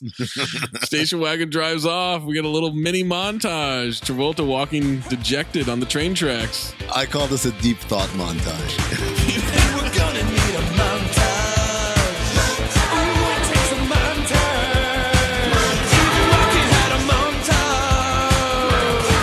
Looking grumpy at the unemployment office, looking at his old factory from the parking lot, and then he gets pissed and kicks his truck. Oh, what if this shit's broken? Harry's on his cell phone on his way home. Harry might be ass on for this phone conversation. It was terrible. Exposition. Can't be late. And then finally, hanging up the car phone. 20th century, bitch. It's not ending the conversation like beep. It's like he put it down like there's a cradle on this shit. He pulls up to his home and Travolta's standing there at the intercom. Waiting in his house like Moose waiting for Spencer Dunbar. What can I do for you? Travolta hands him his mail. What are you doing with my mail? You know who I am? No, I don't know who you are. Travolta pulls his gun, says, give me your fucking keys. Gets in the back of the car to talk. Hands him a note. This is what I want from you. I want this in cash. Harry doesn't have that kind of money on him. You got cash in the house? No, I don't keep cash in the house. Where you keep it then? Where you keep your goddamn cash then? I'll do anything you say. I just got to get this kind of money out of the bank. Not walking in a fucking bank with you. They pull up to a drive-thru of the bank. 20 CB? I don't see those anymore. Those are all being phased out. You know what they do? They've replaced them with ATMs, drive-thru ATMs. White bank teller won't answer him and then puts the close sign up. Look, I need your help. What you say to him? You want your money or not? Teller says they're closed. Has to come back at 9 a.m. on Monday. He says to the teller, this is an emergency and I need money now. And I said, Maze, you got to clip in. Call J.G. Wentworth.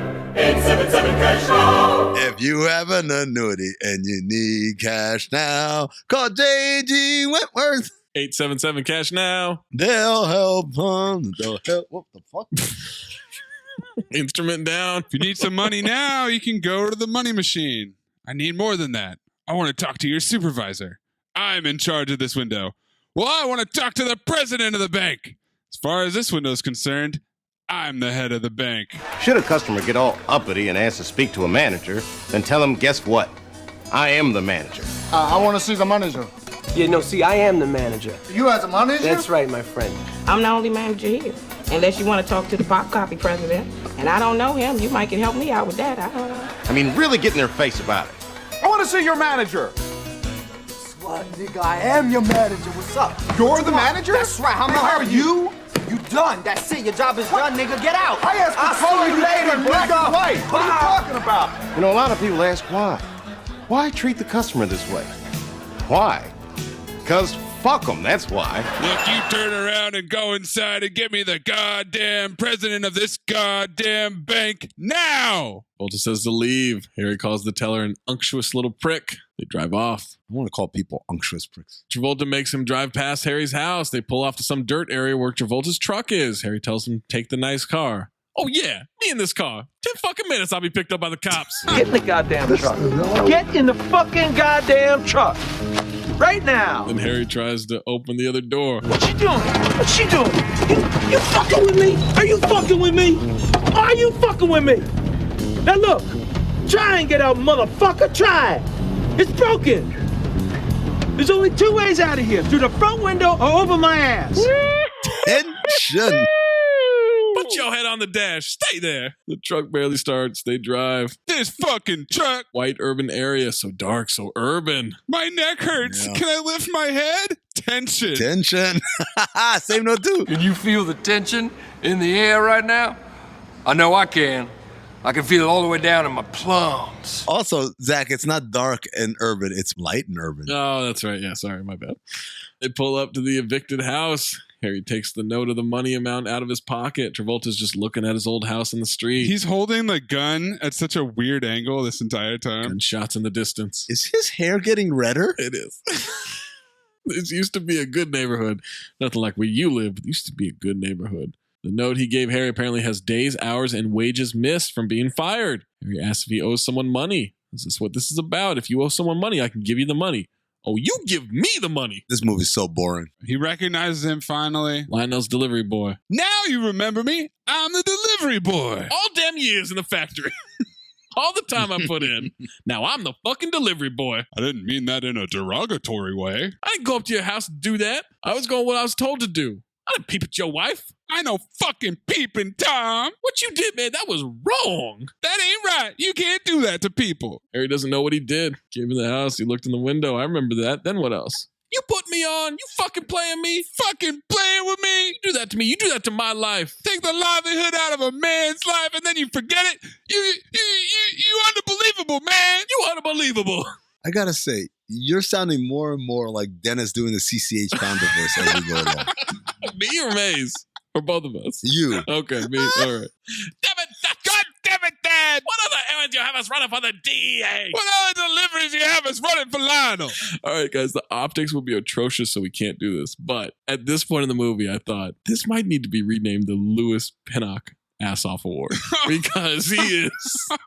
In this universe, we're not going to do it. In this universe, maybe. This universe, it would be. Yeah. We're not going to do it, but I was willing to fight for it. In the universe where Cinephobe is run by two black guys and a white guy. Oh, God. A nightmare. Everything is flip-flopped. And Mace is fat, for real? Yeah. With a fedora. We'd have to wait for White Month to do a Nick Cage movie. It'd be awful. Fucking nothing but Kevin Hart. Kevin Hart year. Kevin Hart. Travolta says he told Mr. Morgan to fire him. Oh, bullshit, man. That's the truth. I spoke to him. Yes, when you were looking at my wife, I was very upset. But all I said to Lionel was, I'd prefer next time you send another delivery person. That pause is amazing. Bullshit. Boy. Travolta still doesn't believe him. Harry says that they can call Mr. Morgan, get him his job back. Right now, let's find a phone. Now I got a gun. You got all the time in the world. You a fucking liar. Travolta gets back in the truck. Cut to Harry's house. His wife thinks he finally came home. Talking about it's about time, but it's their teenage son. And he brought a white girl home to meet her. Cheryl. I really hope they were going to explore this more. This scene is 20 seconds long. They should have written that he has a daughter. Right. Yeah. White families are not worried about their son coming home with a black girl. We're not. Their daughter coming home with a black guy. Oh, That's the issue. that's terror. Terror for them. Yeah. So that's where they really dropped the ball. Yeah, I agree with that. Also, like you said, they didn't explore it any. They were just like, oh. We don't even see Cheryl at the event that they were going to. That's a wrap on Cheryl, folks. Give her a big hand. And the mom, her face drops, and that's it. Also, this is the nice touch. Did you notice the white girl's hair? Yes, I did. I sure did. She has a black hairstyle, which in 1995, black women get their hair relaxed and stuff because they're trying to adhere to like a white standard of beauty or whatever. But like in this reverse world, white girls would be doing that. Except in the real world now, white girls are doing that. Film noir. Yes. Blanc. Film blanc. Lock in my golden dumpster here. Oh, yeah. I figured you would be onto this one, Zach. Got to Travolta on the payphone. He's calling for Kelly. She says, I miss you. He says, yeah, I'm horny too, baby. They pan out. They slowly pan out. Harry Belafonte is 3 inches away and all the glass in the phone booth is fogged up from all the tension. The thermostat turned up to 82. I missed you. Yeah, I'm horny too, baby. Also, just the misogyny of translating the missing him into, yeah, I want to fuck. Oh, my God. Get it? Because that's how black people are. That's all black people talk about, apparently, on the phone. I fucking lost it when they pan out to Harry Belafonte. That is great filmmaking right there. That was perfectly done. And also, film noir. Film blanc. She tells him the creator of Money Plane got in a fight today. Wants to talk to the kid. Nah, what's up with them kids? Didn't explain it wasn't his fault. Huge founder. Damn it, Dutch. There is no 6-year-old on the planet named Don. That is not a 6-year-old's name. Donnie, sure. Donald, why not? But not Don. Not Don. I feel like there's going to be a category next year for the Cinephobe Awards of Best Accent. I think I'm really going to dominate that one. Didn't we have Best Accent this year? Did we? Welcome to Cinephobe. Best voice, best accent. Where was the Best Accent? I don't remember that part. Who won? Well, you can listen to it on the Patreon. Oh, that's not Best Accent, though. So you want it to be separate. You want to separate best voice and accent. My Irish accent, my British accent. I mean, those are nominees. You want your own category, like a mean singing category, where it's just all his nominees, and then you lose to somebody else's superior. 100%. That's what I want. Yes. And I would get mad about it. I didn't want my own category. Let me just point that out. I was upset. Got that, man. Supercharged. I'm not the only person who sings, man. I just thought that was bullshit. Oh, listen to this humbleness from Amin. Kid explains it wasn't his fault, but the kids want to know who he is and where he's from. Travolta forgot the kid's birthday is tomorrow. They're in a bad area of town now. Trash and sirens everywhere. They go through a couple of fences by these abandoned buildings. Now they're walking up the stairs of a building. And Travolta is calling out for his friend Stanley, the ghost guy. It's the guy who saw him get his ass beat. And I'm like, who is this guy? There's clearly a pre-existing relationship, but I don't know who this guy is. Did you make him come here, man? You about the dumbest son of a bitch I ever heard of, man. Are you crazy bringing him here? Tells Harry to just leave. He doesn't know how to shoot that gun. I didn't plan it this way. Things got fucked up. Travolta fires it into the ceiling. Stanley's making sure Harry knows that he has nothing to do with this. You're my witness. And then what you got to eat? Nothing. Yeah, because he's fucking homeless. Sorry, unhomed. Cut to the fashion show. They're black models. They're white waiters. Oh, the imagery. Imagine there's no heaven. And then they bring out all the inner city white children at the end. Oh, including young Chris Cody, who's very pleased with himself. Mrs. Thomas has a phone call from the cops. The cops? They found the abandoned car. The Rolls Royce. Travolta takes Harry to a burger stand. The metal guys pull up. Harry says he'll pay him his money, but he can't wait until Monday. He has a business deal on Sunday, and he has to be there for it. That ain't my problem. That's your problem. Harry says people will be looking for him in an hour. Get him to a phone. He'll give him a few thousand more than he's asking for. Travolta doesn't want more than he's owed. He's an honest kidnapper. The skinheads are loudly opening beers like Amin opens White Claws. That's how you do it. How's it feel? Huh? Me having power over you like you had over me. What you looking for? Cops? There ain't no cops here. Unless they gotta be here. This belongs to them. This is their territory. He's so irritated, by the way. I like how he's always irritated at all times. Hey, ain't no cops here. Burger stand owner tells the skinheads not to drink. Fuck you. I'm sick of you guys coming around here. Decent people can't eat here anymore. Make our food. Fuck you. They ask Thad what time it is. What's he doing down here? Which one of you is the wife? And which one of you is the husband? Travolta lifts his gun up. They easily knock it out of his hand. And Seth Green picks up the gun. That was Seth Green? Hold on. And the old man at the burger stand He's gets the one out that got a shotgun and kills Seth Green. No. Absolutely not. Both blind. No. As fuck. Is he the one with the do-rag on? He's got a beanie on and he gets killed. I'm looking. That's not Seth Green. That dude looks a little like Seth Green, but it's not Seth Green. Why are you disputing it? It's who it is. Because there's no proof. Seth Green played third youth at hot dog stand. That is his character title. Oh shit, that does look like Seth Green. You fucking idiots. I don't think it's him, but it looks like him. It looks like him, but first of all, he's too tall. Yeah, he's way too tall. Too tall to be Seth Green. Too tall to be Seth Green? Second of all, Austin Powers is 2 years later, and he looks so much younger in Austin Powers. Agreed. I'm with you, I mean. Yeah. Well, I'm glad you guys proved me wrong. Like, what are you talking about? It's him. They leave. Cut to Travolta duct taping Harry's hands in Stanley's place around a pole. Stanley says not to worry about the guy who got killed. Travolta's only thinking about his son's birthday tomorrow. Wants Stanley to watch Harry while he's gone. And Stanley says, no chance, right? Matter of fact, if you leave, I might cut him loose. And I wrote, you know what? Ass off for this guy. What's his name? Stanley? Stanton? What? Because I just been introduced to him. So I was like, you know what? Ass off for you, guy. Stanley then teased him. What are you going to do? Throw a birthday party? Like, that's fucked up, man. Yeah, that is kind of fucked up. It's going to take him out shopping, pick out something he wants. Travolta says he used to have pride in the fact that ever since the time his son was born, wasn't one night he wasn't home for his family before all this shit happened. Thomas' residence phone rings. They haven't heard anything yet. People checking in. There's a very 20 CB sound of the ring.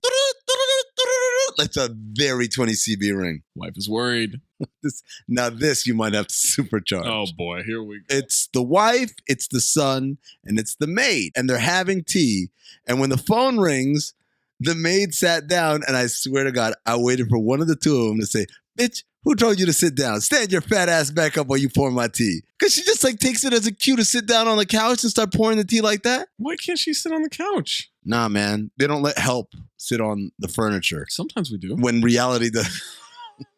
When reality doesn't. When reality switches back. Switch sides. Next day, Travolta pulls up with Harry to get the kid. Let me tell you something. When it comes to my family, if you do something to upset them or embarrass me, I don't put up with nothing. He says he just wants to give him his money and to get his money too. Get him his money. Kelly got a job at a chicken place. She's running late. Chicken's still chicken in this universe. Yeah. I mean, chicken's always chicken, man. Everybody loves that shit. Wants to know who is in the truck. He says someone he's doing business with. It's kind of low-key very racist. What? The person who made the movie, like the writing here. Make her work at a chicken joint. Let them know that chicken is crossed over. Look, I dropped that note in when we did Belly. That was one of my notes that stood out. She's got a job at a chicken place. Harry gives him his word nothing will happen. Tells the kid happy birthday when he gets in. Hey, Dad, I didn't know you knew any black people. I wrote that line works regardless of what universe we're in. And now this has officially become the strangest kidnapping plot of all. Take your kidnappee shopping with your kid on his birthday, and we've got steel drums playing. Maze, it's take your kid to the kidnapping day. That's what it is. It's not kidnapping if you add your own kid to the situation. Exactly. He's going to let Andrew go in the store by himself, gives him some money. A homeless guy immediately asks Andrew for spare change. This guy's ass on. He is definitely ass on. He says, just trying to get some gas money. Damn. First and foremost, it's not Andrew. His name is Don. We got to call him Don because he got a grown-ass man's name for such a little kid. Second of all, Travolta tells him, I'm not coming in the store with you. Big kids now, they go in the store by themselves. Go pick out your toy and buy it. The kid ends up in the store window. And I said, who the fuck picks out toys from the front window? All the action figures are black.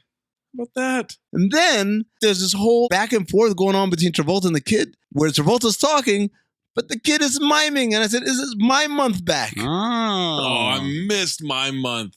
Kid walks out without the toy, needs more money. Travolta gives him some coins. It's not enough. Harry offers him some money. Ass on for Travolta for the eye roll when the kid says you promised. That's exactly how it feels. Your kid is asking for something that you have no capability of doing, but they kind of have a point. You did say that you were going to do this. The way he slumped his shoulders and rolled his eyes, I was like, yeah, definitely. Harry Belafonte offers the money, says wallet is in his shirt pocket. 20 CB. That's a 20 CB. Yeah. Nobody puts wallets in his shirt pocket, man. Grabs it, gives the money to the kid. Travolta thanks him and says deduct it from what he owes him. More steel drums, and it took a while. We've decided that it took a while. Chromo Man, but what Andrew is saying the name of the black superhero is feels like a trap. Oh, man, let me tell you right now, what's coming up here is my golden dumpster. Oh, boy. The kid wants to know how long they've been friends. They just met recently. Kid is saying something about the other toy that is the friend of the toy he got. It's called Black Hawk. Black Hawk. I want you to be Black Hawk. What? And I said, Maze, clip in Zach saying cock. You know, maybe that cock, like that. As the kid explains what Black Hawk is, Harry Belafonte's face has the very clear realization of, oh, Black Hawk. Okay. I thought you, well, it doesn't matter what I thought you said. Travolta explains the dog the Jordans had when the kid sees that he's taped up. Says it's like a plastic cone for dogs. This guy has a skin condition. Kid doesn't believe him. That's a pretty good lie by Travolta on It the is. spot. I thought he was going to come with something terrible. And then Travolta coyly says, I ain't lying. Yeah, he sure does. Harry needs to go to the bathroom. Travolta's thinking about it. You ain't going nowhere with that. Black Hawk has to pee. And Black Hawk has to pee. Black Hawk. Thick Hawk.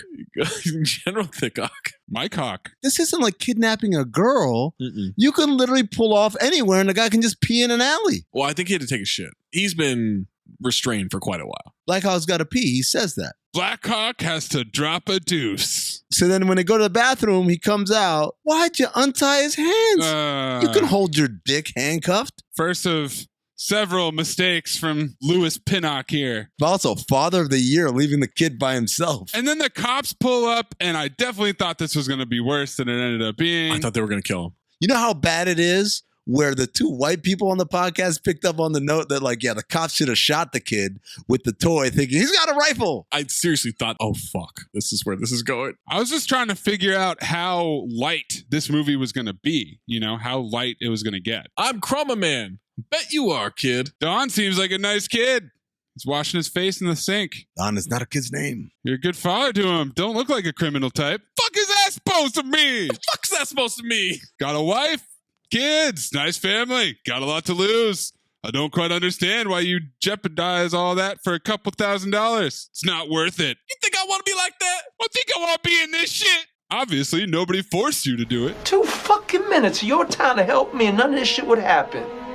2 minutes. They walk outside and the cops are slowly driving away. That's it. Don is fine. They drop the creator of Money Plane off back at home. Harry watches him say goodbye to the creator of Money Plane. At night, they go to a different burger stand. Kind of want a burger now. Oh my God, I'm getting one as soon as this podcast is over. Right? Oh man, all these burgers. And I want it to be from one of them stands like that. There's a stand about 2 miles from me. I'm going. Oh, what's it called? Jack's Hamburgers.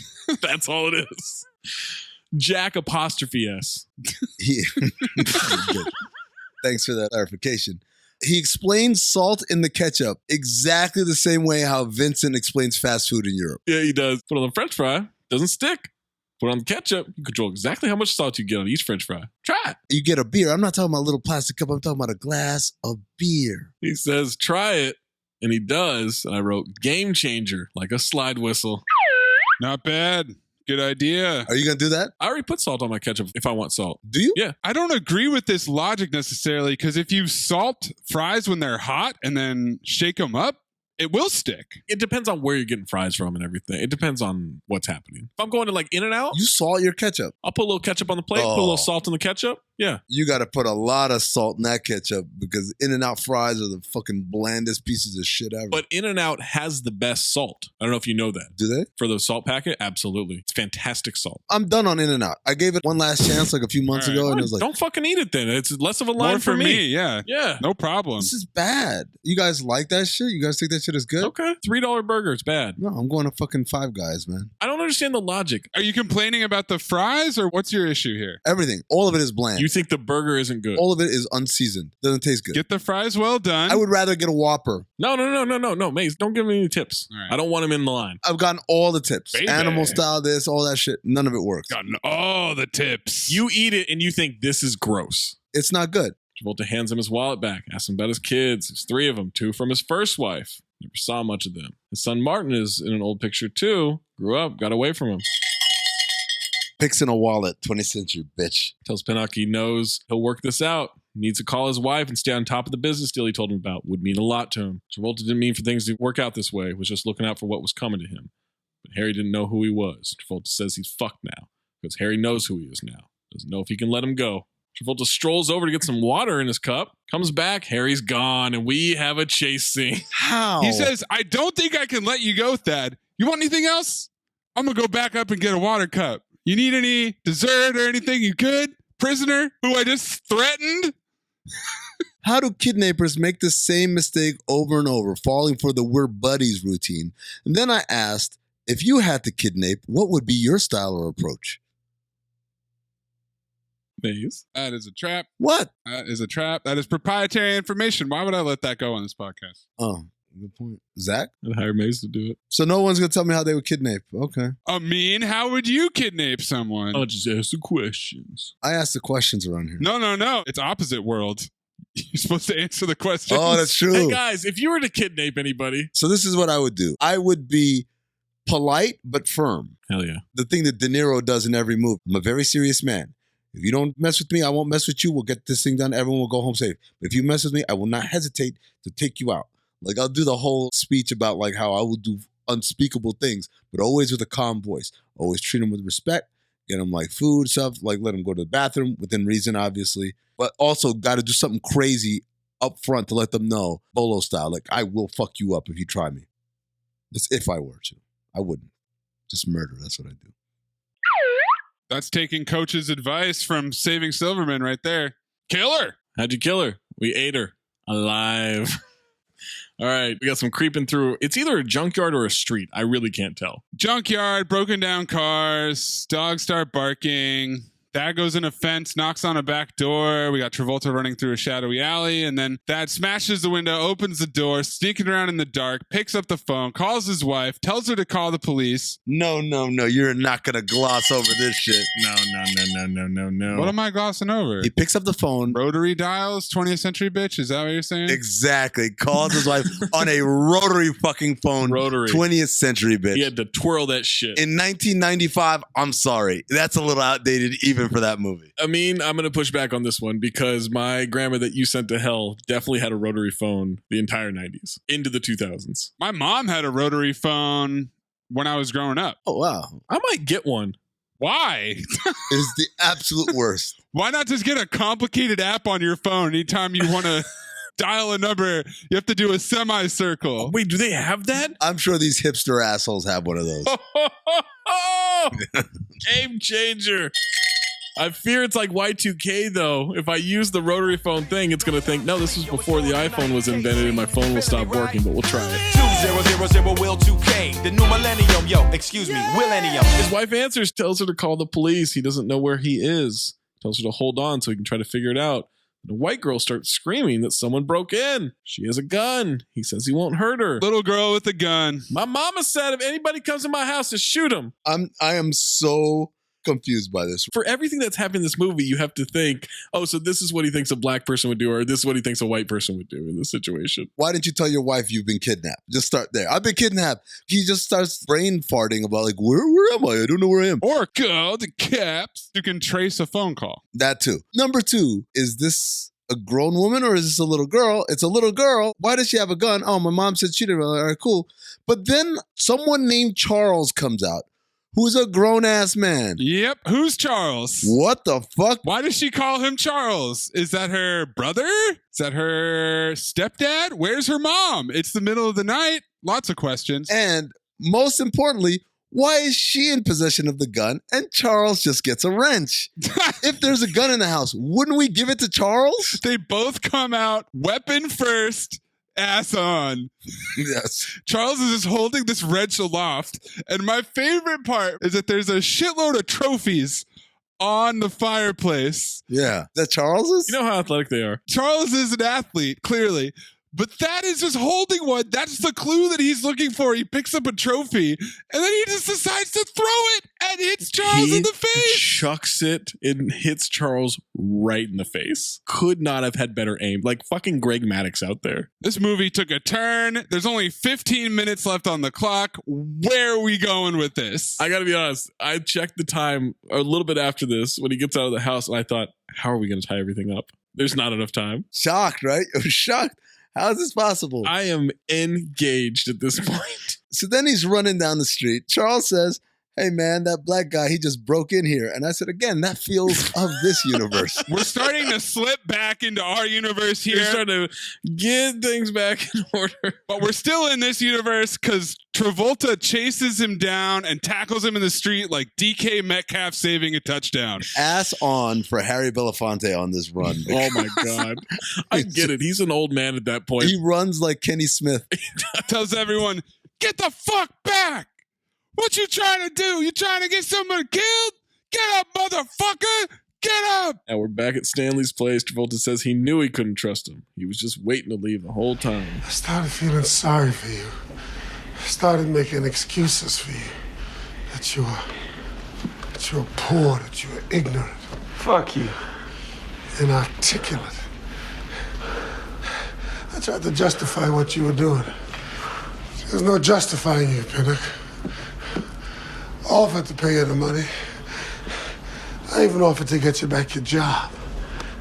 But no, that wasn't enough. Because you figure that the whole world owes you more than that. The world don't owe me shit. You owe me something, motherfucker. I don't owe you a goddamn thing, do you hear me? So you lost your job. Lots of people lose their jobs. Tough luck. Get another one, goddamn. And here comes my extremely problematic joke. What do they call Stockholm Syndrome in this universe? Please clip in. Let's go to Africa. Shit, nigga, please, be for real. Yo, I've never been more serious in my life. I mean, we've been to the islands. We've been everywhere. Who says we can't go to Africa? I don't know. Africa's far. So what? Travolta starts taping him up again. Your job and your family is your problem, not mine. But you blame everybody else in the whole world but yourself, you son of a bitch. All me. You wouldn't understand a guy like me doing this. You'd never do it. Never. I have too much respect for myself and other people to ever be a goddamn criminal. Goddamn Uncle Tom. You smug motherfucker. You smug motherfucker. What'd you do back in the house? You broke in. That's breaking and entering. Isn't that against the law? You popped that guy outside his head? That's assault. Isn't that against the law? That's completely different. Always different when it comes to you. You talk too fucking much. Gags him. Now you the ignorant motherfucker. Harry's wife and kids show up to the home he broke into. Cops are there. That's it. End of scene. That's it. Stanley gets home. Stanley's home. Well, quotes. Says he needs to get out of there. Cops are looking for him. Doesn't want to be involved. You got to get out. Travolta and Stanley are arguing about letting him go. They catch a guy like you with a guy like him, they'll lynch your ass. Harry is wheezing. Travolta gets worried, removes the gag and the restraints. You fucking with me? Harry is not breathing. You fucking with me? I thought he was fucking with him. He ain't breathing, Stanley. He ain't breathing. The reason why you thought he was fucking with him, because this is the exact polar opposite of Carl Weathers in Rocky IV, being so convincing at convulsing that a real life medical doctor thought he was actually convulsing. This is the opposite. Harry Belafonte is so ass on pretending to have a heart attack that you thought it was part of the movie and he was fucking with Travolta. Stanley packs up his bindle to leave. Travolta tries CPR. Yeah, Travolta is just yelling breathe and beating on his chest. And Stanley says, you're doing it wrong, man. You're doing it all wrong. A strong well actually for Stanley. And he proceeds to give him CPR's position. It works. Harry comes back, starts breathing again. Driving to a hospital and his truck breaks down. He stops the car, asks for help. She agrees. He brings Harry over. She just gives an eye roll and drives off. Ass off for this lady. So that's where we slip back into our reality. Yeah, that was back. But also, we've got Stanley. Hey, man, there's cops all around here, man. Shut the fuck up, Stanley. That was me. That was my actual note.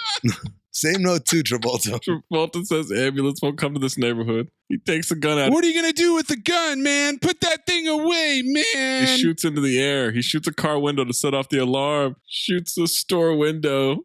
Gets those alarms going. As soon as he shoots, Harry Belafonte starts to come back to life. And I said, the sound of violent crime revived him. Black people, I tell you. Stanley tells him they have to go. Sirens in the distance. Travolta says he can't talk. Someone has to tell him that he needs to go to the hospital.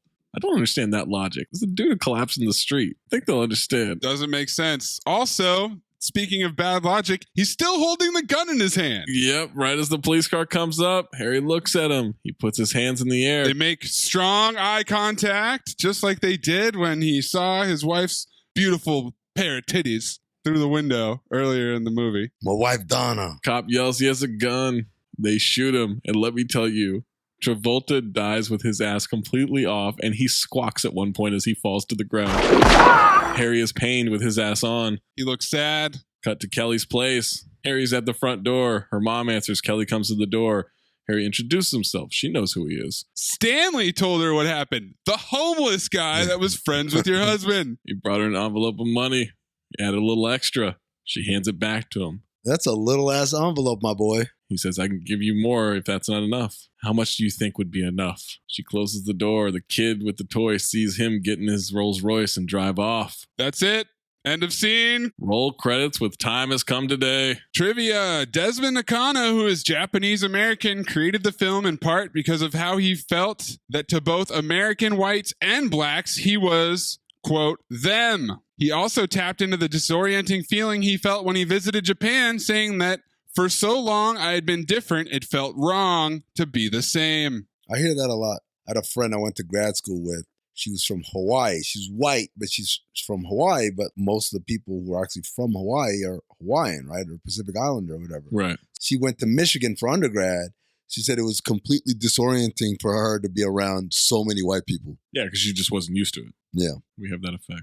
White Man's Burden is presented by Quentin Tarantino's A Band Apart production company, although Tarantino, with a lack of ego remarkable in Hollywood, deigns to take any executive producer credit. Huh. Yeah, how about that? I wonder why he wouldn't want his name on this movie, even though he apparently urged, and they use the word urged, John Travolta and Kelly Lynch to do this movie. My thought is because they didn't use the word nigga enough in the movie. Whoa! He wanted like 75 more niggas in this movie. Just whoa! Then that meets his quota to be an executive producer on a film. He didn't urge Samuel L. Jackson to be Thaddeus, so yeah, they got Harry Belafonte. That would have been so good. Alexis Arquette. Figured out who Alexis Arquette was because it says the panhandler. I'm like, what panhandler? And then I realized, oh, the person who comes up to the kid right when he's about to go buy corn. Oh. That's Alexis Arquette prior to transitioning, right?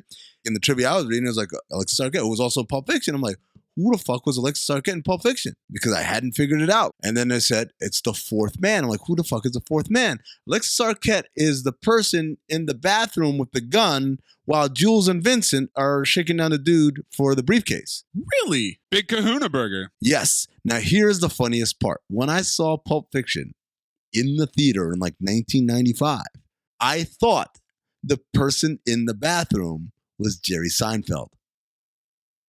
What? You got to understand. I mean, there was no DVR or anything. I mean, I thought it was Jerry Seinfeld, man. What's the deal with all these Big Kahuna Burgers? Wow, Jerry Seinfeld is in this Quentin Tarantino movie with the gun. It is perhaps one of my greatest. It's not even close. Mistaken. Please tell me you went around telling people Jerry Seinfeld was in. Yo, everyone in my school thought it was Jerry Seinfeld. Everyone in your school. Well, everyone who saw it, everyone I talked to at school, like, oh, you see Jerry Seinfeld come out? Like, was that Jerry Seinfeld? Like, it looked like Jerry Seinfeld. Yeah, I kind of think it was Jerry Seinfeld. That's kind of how it went. One more piece of trivia here for you guys. The soundtrack was, as you noted, a lot of Hootie and the Blowfish, a lot of rock and roll, grunge rock and stuff. But there was one black song. It was Changing Faces. We Got It Going On, which is funny because I remember that song and I love that song. The guy who wrote the blog entry was like, I remember when this song came out and being confused to why it had clips from this movie in it. And so I went back and I watched the video for Changing Faces, We Got It Going On. And lo and behold, interspersed between these two sexy women singing and dancing and the guys from Crew who are rapping on it, whatever, you just get Harry Belafonte washing his face in the bathroom. John Travolta walking sadly down the railroad tracks. It was hilarious. The guy in the bathroom scene in Pulp Fiction looks more like Steve Guttenberg than it does look like Jerry Seinfeld. Look, I'm not standing by this today. I'm just saying at the time. And in my research to find more trivia from this movie, I stumbled across this paper. Reversal of Privilege, Deconstructing Imperialism, Racism, and Power in the film White Man's Burden. Oh. Written by Tina M. Harris and Kirsten Weber. Oh boy. From the University of Georgia. Like many films, White Man's Burden offers a flawed representation of racial prejudice, discrimination, and racism, which may be a byproduct of the movie as a form of popular culture designed for entertainment and profit. Admittedly, the film has an underdeveloped storyline and relies on problematic stereotypes. For example, although the film offers an alternative racial hierarchy, the origins of this racial structure are never addressed. E.g., were whites at one point enslaved to blacks? Similarly, a reliance on stereotypes, such as Travolta's character's use of Ebonics, parentheses, African American English vernacular, undercut the film's messages about racism and the distribution of power and wealth. Later on, while the film fails to present a level of authenticity or realism, we suggest that White Man's Burden, as a visual representation of a virtual reversal of privilege, provides an interesting site for examining racism and imperialism. In particular, audiences are invited to interrogate the nature of privilege. However, because the visual text offered to viewers presents a, quote, virtual reality, I mean, to reality, not this artificial reality. we are rarely challenged or encouraged to consider the pedagogical offerings of the film beyond entertainment. I would pay $1,000 to read a Tony Medley review of this movie. Cash. Let's show them who the horsemen are, guys. Yeah, we got soul.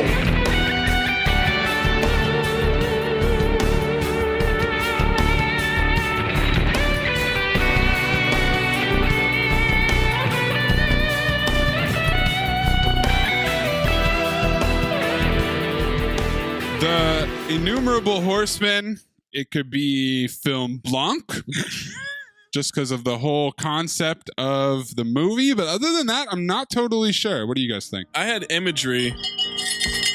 I mean, 20 CB is pretty strong. 20 CB. Breathe in through nose, out the mouth. Ass on, ass off. Teddy Rex, Moosey Teddy Rex. Teddy Rex, Moosey Teddy Rex. Ass on, fuck it, ass off. Ass on, fuck it, ass off. Ass on, I had Alexis Arquette as the panhandler, Harry Belafonte, also kind of off and on here. Yeah. Any other nominees? Kelly Lynch. She was ass on the whole time. No, she was good. I'm not going to do that to Kelly Lynch this time. Why? Was just not going to do that? She was good. She wasn't good. Yes, she was. She wasn't good. When you have to act against a freight train, hard to hold your own. By association, that's really tough. Could also give it to Andrew Lawrence, I suppose, director of Money Plane. Yeah, actually, I wouldn't mind giving it to him. Doesn't feel right giving it to Harry Belafonte. But it's role reversal movie. Yeah, so it should feel right, yeah. There's a couple that was ass on, wasn't there? It was a white couple. Oh, white couple? Wupple. Was it Charles and his sister / lover? Oh. Oh, you know what? Yeah. Charles and the girl with the gun. Co-ass on. Carl Weathers Memorial Ass Off Award.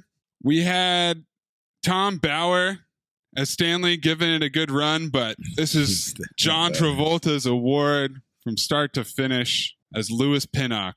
One of the most invested roles he's had since Moose. Where does this rank? Where does this rank for you, Zach? Travolta performances. Of what we've seen? What we've seen of the Cinephobe universe. Canon. It's tough because I don't want to get caught up in the recency bias. I'm damn close to saying it's the best we've ever seen. Whoa. I'm going big three: Turl from Battlefield Earth, Moose, and Louis Pinnock. Narrowly edging out Emil Kovacs. I think Moose is the only challenge for him here. Where's Gotti? No to Gotti. Swordfish was good, but I'm moving on from Gabriel. My big three is still Moose, Turl, and Gotti. Because Gotti was... You laughed at me when I said Gotti earlier. No, because I remember now my notes from Gotti, which was... I was concerned that this was racist against Italian people until I remembered that John Travolta's Italian. I mean, Staying Alive is the worst, right? No, Look Who's Talking To is the worst. Oh, Look Who's Talking To. Yeah, I forgot about Look Who's Talking To. Oh, jeez. Or I Am Wrath. I Am Wrath is pretty fucking bad. I Am Wrath's pretty good, guys. I don't know about that. Performance. As far as his performance. As far as performance, I would say no. I believed he had wrath. Look, this performance was OLI for me. I think that's a mistake. Who you taking? You taking Gotti out? The only thing I think can rival it is Moose. Turl. Turl is female. Another level, man. I'd put Gotti over Turl. Whenever we start the rewatchingtons, I'm telling you, man, Battlefield Earth, you're going to change your tune, sir. I honestly feel like we need 3 months of rewatchingtons. I honestly think you guys forget how fucking awful that movie is. What? I filed it. Dude, it's funny. All I have is fond memories. That's the funniest thing. I know. That's the confusing thing. I mean, they fucking go to Fort Knox and just start flying jets. They learn to fly jets in like a day. They throw a stick at a fucking spaceship. They sure did. They kneecap a cow. Like, that movie is fucking absurd. Inspired by this, we are going to make Battlefield Earth the next playback watch along. We are going to do the second rewatchingtons on playback. In order to join us next Monday at 7 p.m. Eastern, 4 p.m. Pacific, you gotta get on that Patreon, folks. That's Monday, March 28th, 4 p.m. Pacific, 7 p.m. Eastern, Battlefield Earth. Bring your own rats. Lunch will not be provided. Are you good at keeping secrets? Absolutely. Because I've got a present for you. Secret present outside by the dumpster. Is it a baseball mitt? It fits you like a baseball mitt, like a glove. I hope. Golden Dumpster nominees. The opening dinner scene, wondering if whites are genetically inferior. Then we got the opening credits, the chocolate-dipped white candy. At night, they all think we look like ghosts, man. Man. Travolta showing up bloody, and then Kelly immediately nagging him about money. You don't mind. Yeah, I'm horny too, baby. In the phone booth, film noir. I miss you. Yeah, I'm horny too, baby. The burger stand owner killing Seth Green with a shotgun with reckless abandon. Harry Belafonte realizing Don said Black Hawk, not Black Cock. Thad hitting Charles in the face with the trophy. Travolta running down Thad and tackling him like DK Metcalf, and Travolta's death. Amin, what's your golden dumpster? My golden dumpster is Black Cock. You know, maybe that cock, like that. Black Cock down. Easily, man. Zach, are you sticking with the... I'm sticking with, yeah, I'm horny too, baby. Steamy phone booth? No, I want you to write in there, yeah, I'm horny too, baby. That's what I want to be in the spreadsheet. Just that? Yes. No phone booth explanation. The whole scene is it, but I want that specifically to be the signifier. All right. And this is really tough for me because honestly, I liked the opening credits so much. It was the leader in the clubhouse for a long time. The opening credits? Yeah, I just thought it was a really funny image for what this movie is about. I think I'm going to go with, at night, they all think we look like ghosts, man. We glow. Zach, you picked it, motherfucker. Why don't you unburden yourself of your honest review of this episode? Motherfucker. I like that. Look, guys, I have been nothing but an honest podcaster. I've branded myself as an honest podcaster. The people see me as an honest podcaster. The people celebrate me as an honest podcaster. I recognize how problematic it is what I'm about to do, okay? I recognize the issues in picking this movie, the premise of this movie, even really the execution of this movie, the writing of it, and everything that it states. but I'll be damned if I did not enjoy this movie and thought that John Travolta, if it's almost anybody but John Travolta, I don't think I enjoy it this way. But he carried this movie. I don't understand his accent. I don't understand his hair color throughout the majority of this movie. But guys, I regret to inform you as an honest podcaster, it's a file. I'm not shocked that Zach filed this. He picked it, motherfucker. Number one, he picked it, motherfucker, in general. Are those stats updated? Are those analytics updated? Oh, yeah. No, they're not. They are. I just did it. Still only 4 phobes. 90% of his own picks filed. 37 of 41. That's like Steph Curry at a free throw line. I mean, I'm fucking Kyrie Irving against the Magic here. I don't know what you're talking about. By comparison, in case you're wondering, I've filed 29 of my 41 picks. Mays has filed 25 of his 38. Zach is headed to a place, man. I don't know where he's headed. No, this movie's terrible, man. And while Travolta was funny, I was definitely entertained by his performance. Everything else about it was weak. I wanted them to kill Joey Lawrence, but I also wanted them to like tell us that white people were racist or were slaves or whatever. I wanted all that shit, and I thought they kind of just fucking almost pulled punches on this shit. I didn't think they were racist enough. They didn't make the black people racist enough in this movie. It's a phobe for me. Shocking. I was definitely a little conflicted here. I agree with Roger Ebert a lot when he said that he wished the entire film had devoted itself to the challenging premise. I thought the first 30 minutes, which is actually what I watched before Belly, starts out really strong. The dinner table and him getting fired and him getting beat and them getting evicted, all the way up until the point where he kidnaps Thaddeus. And then he's only asking for the money he would have made in the time that he would have been working. He horribly botches this kidnapping attempt. We get some really weird action, including Travolta running down Harry Belafonte. Go ahead, do it. Like DK Metcalf. Do your little shticks. He's holding the gun like a fucking idiot at the end there. They bonded, apparently. Because he's not really a criminal. And he does the right thing. He's bad at it. Where then he stays with Harry Belafonte, and Harry Belafonte makes eye contact with him, says absolutely nothing because he's having a heart attack, which was foreshadowed earlier in the movie. And then he dies, and then Kelly Lynch refuses the money, and I don't know how we got there. An honest widow. I don't know what this movie was trying to accomplish at the end. I feel like there was meat left on the bone. Do it.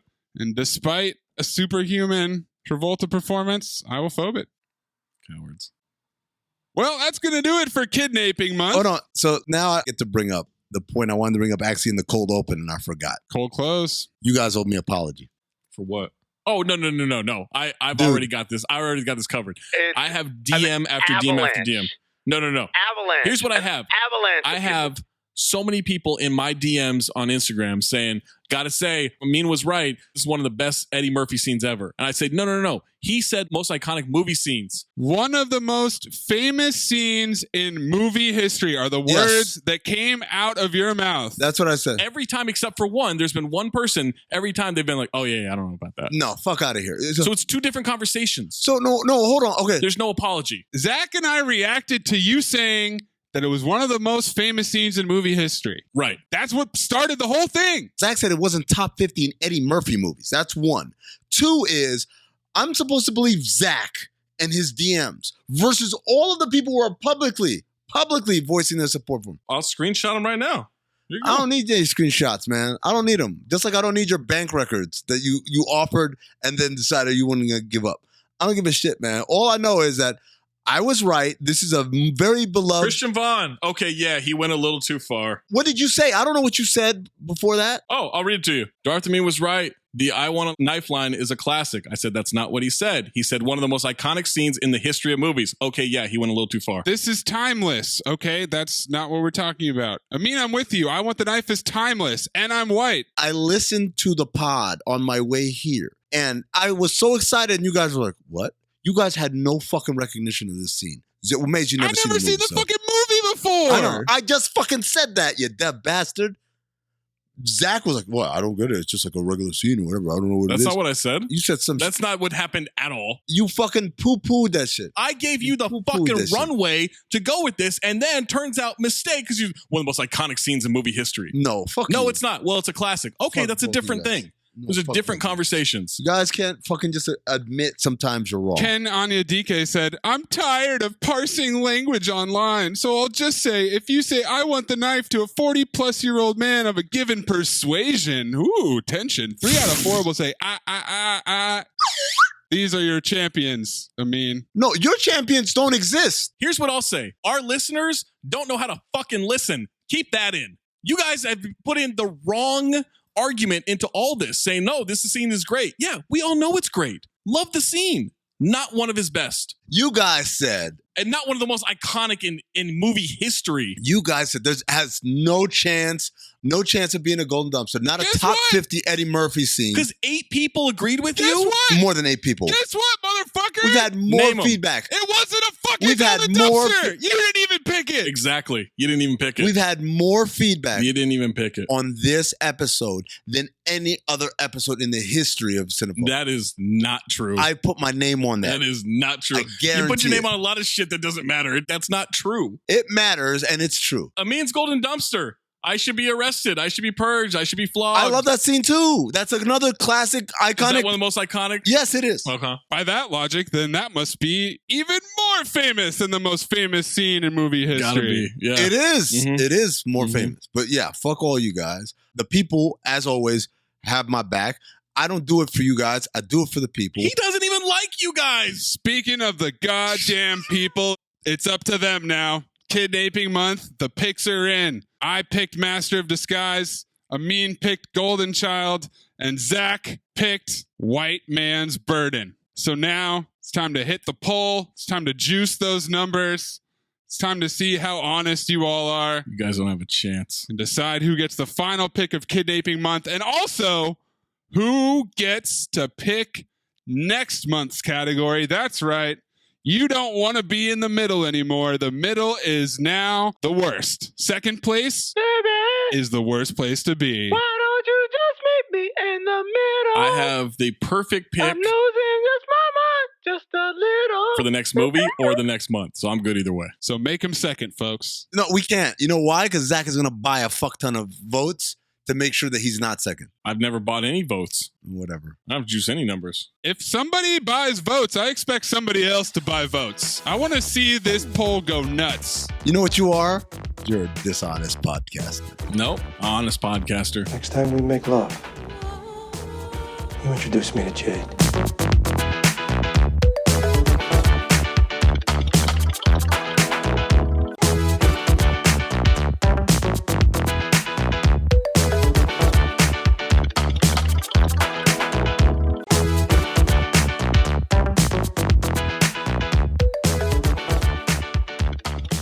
Please clip it. Nas going to Africa.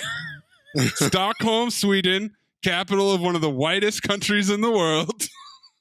Can't be that. Not here. Wait, are you going to go through with this? I thought like with the joke was just like. No, I can't. No, that's it. No, just. For us, for the three of us, is there a punchline? There's a punchline. What's the There's punchline? got to be a punchline. There's a punchline. I mean, that pause. That pause means there's absolutely. There is a. I like the idea. I was like, is there a punchline? And Mayes in the most guilty silence ever. he just had the exact same reaction as Travolta coyly saying, I ain't lying. Mayes, what's a punchline? Supercharge it. Okay. Supercharge it. So I'm not proud of my Googles. What did you search? What did you search? I swear. Is this a snacky tuna situation where you forgot to do it in incognito and the FBI agent is over your shoulder? I swear to God, if it comes out, if the answer his goes, I'm gonna fucking lose it.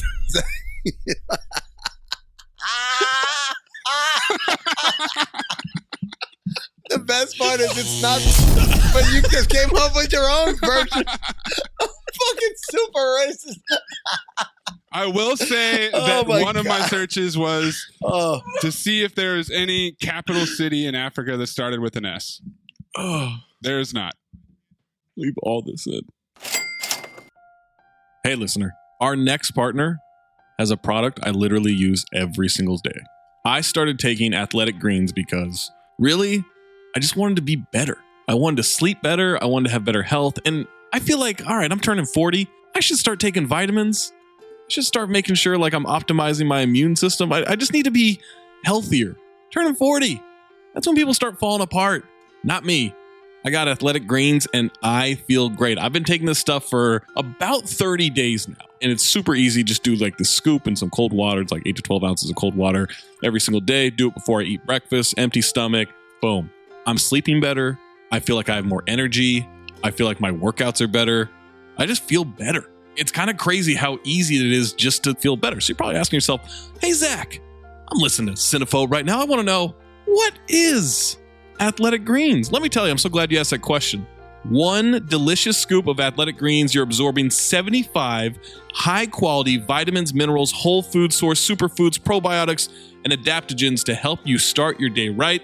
The special blend of ingredients supports your gut health, your nervous system, your immune system, your energy, recovery, focus, aging, all those things. I'm aging. Well, we're all aging. That's how time works. I feel better every single day. I wake up with more energy. I feel like it's helping me recover. My joints don't feel as sore as they used to. Like I'm just in a better place right now. Tons of people take some kind of multivitamin, and it's important to choose one with high quality ingredients that your body will actually absorb. And that's been my biggest issue with this stuff, is figuring out which vitamins, which multivitamins, which bottle do I need? Forget those bottles, forget those pills. They can be expensive. Not Athletic Greens. It's less than $3 a day. You invest in your health and you do it at a cost-effective way. Athletic Greens was created when the founder experienced a ton of gut health issues, ended up trying to do this like complicated supplement routines, like $100 a day. You can spend so much money on this stuff because it can be such a grift, or you can get Athletic Greens. It's trusted by leading health experts such as Tim Ferriss and Michael Gervais. And for every purchase, AG donates to organizations helping to get nutritious foods to kids in need, including No Kid Hungry, right here in the US. Right now, it's time to reclaim your health and arm your immune system with convenient daily nutrition like your immune system is Action Jackson, flipping over cars, running down cars, fighting everybody left and right, especially heading into the flu and the cold season. Just one scoop in a cup of water every day. That's it. No need for a million different pills at different times during the day and all that crap for the supplements. No, just to look out for your health. One scoop in water in the morning every single day. To make it easy, Athletic Greens is going to give you a free 1-year supply of immune-supporting vitamin D and 5 free travel packs with your first purchase. All you have to do is visit athleticgreens.com/ding. Again, that is athleticgreens.com/ding to take ownership over your health and pick up the ultimate daily nutritional insurance.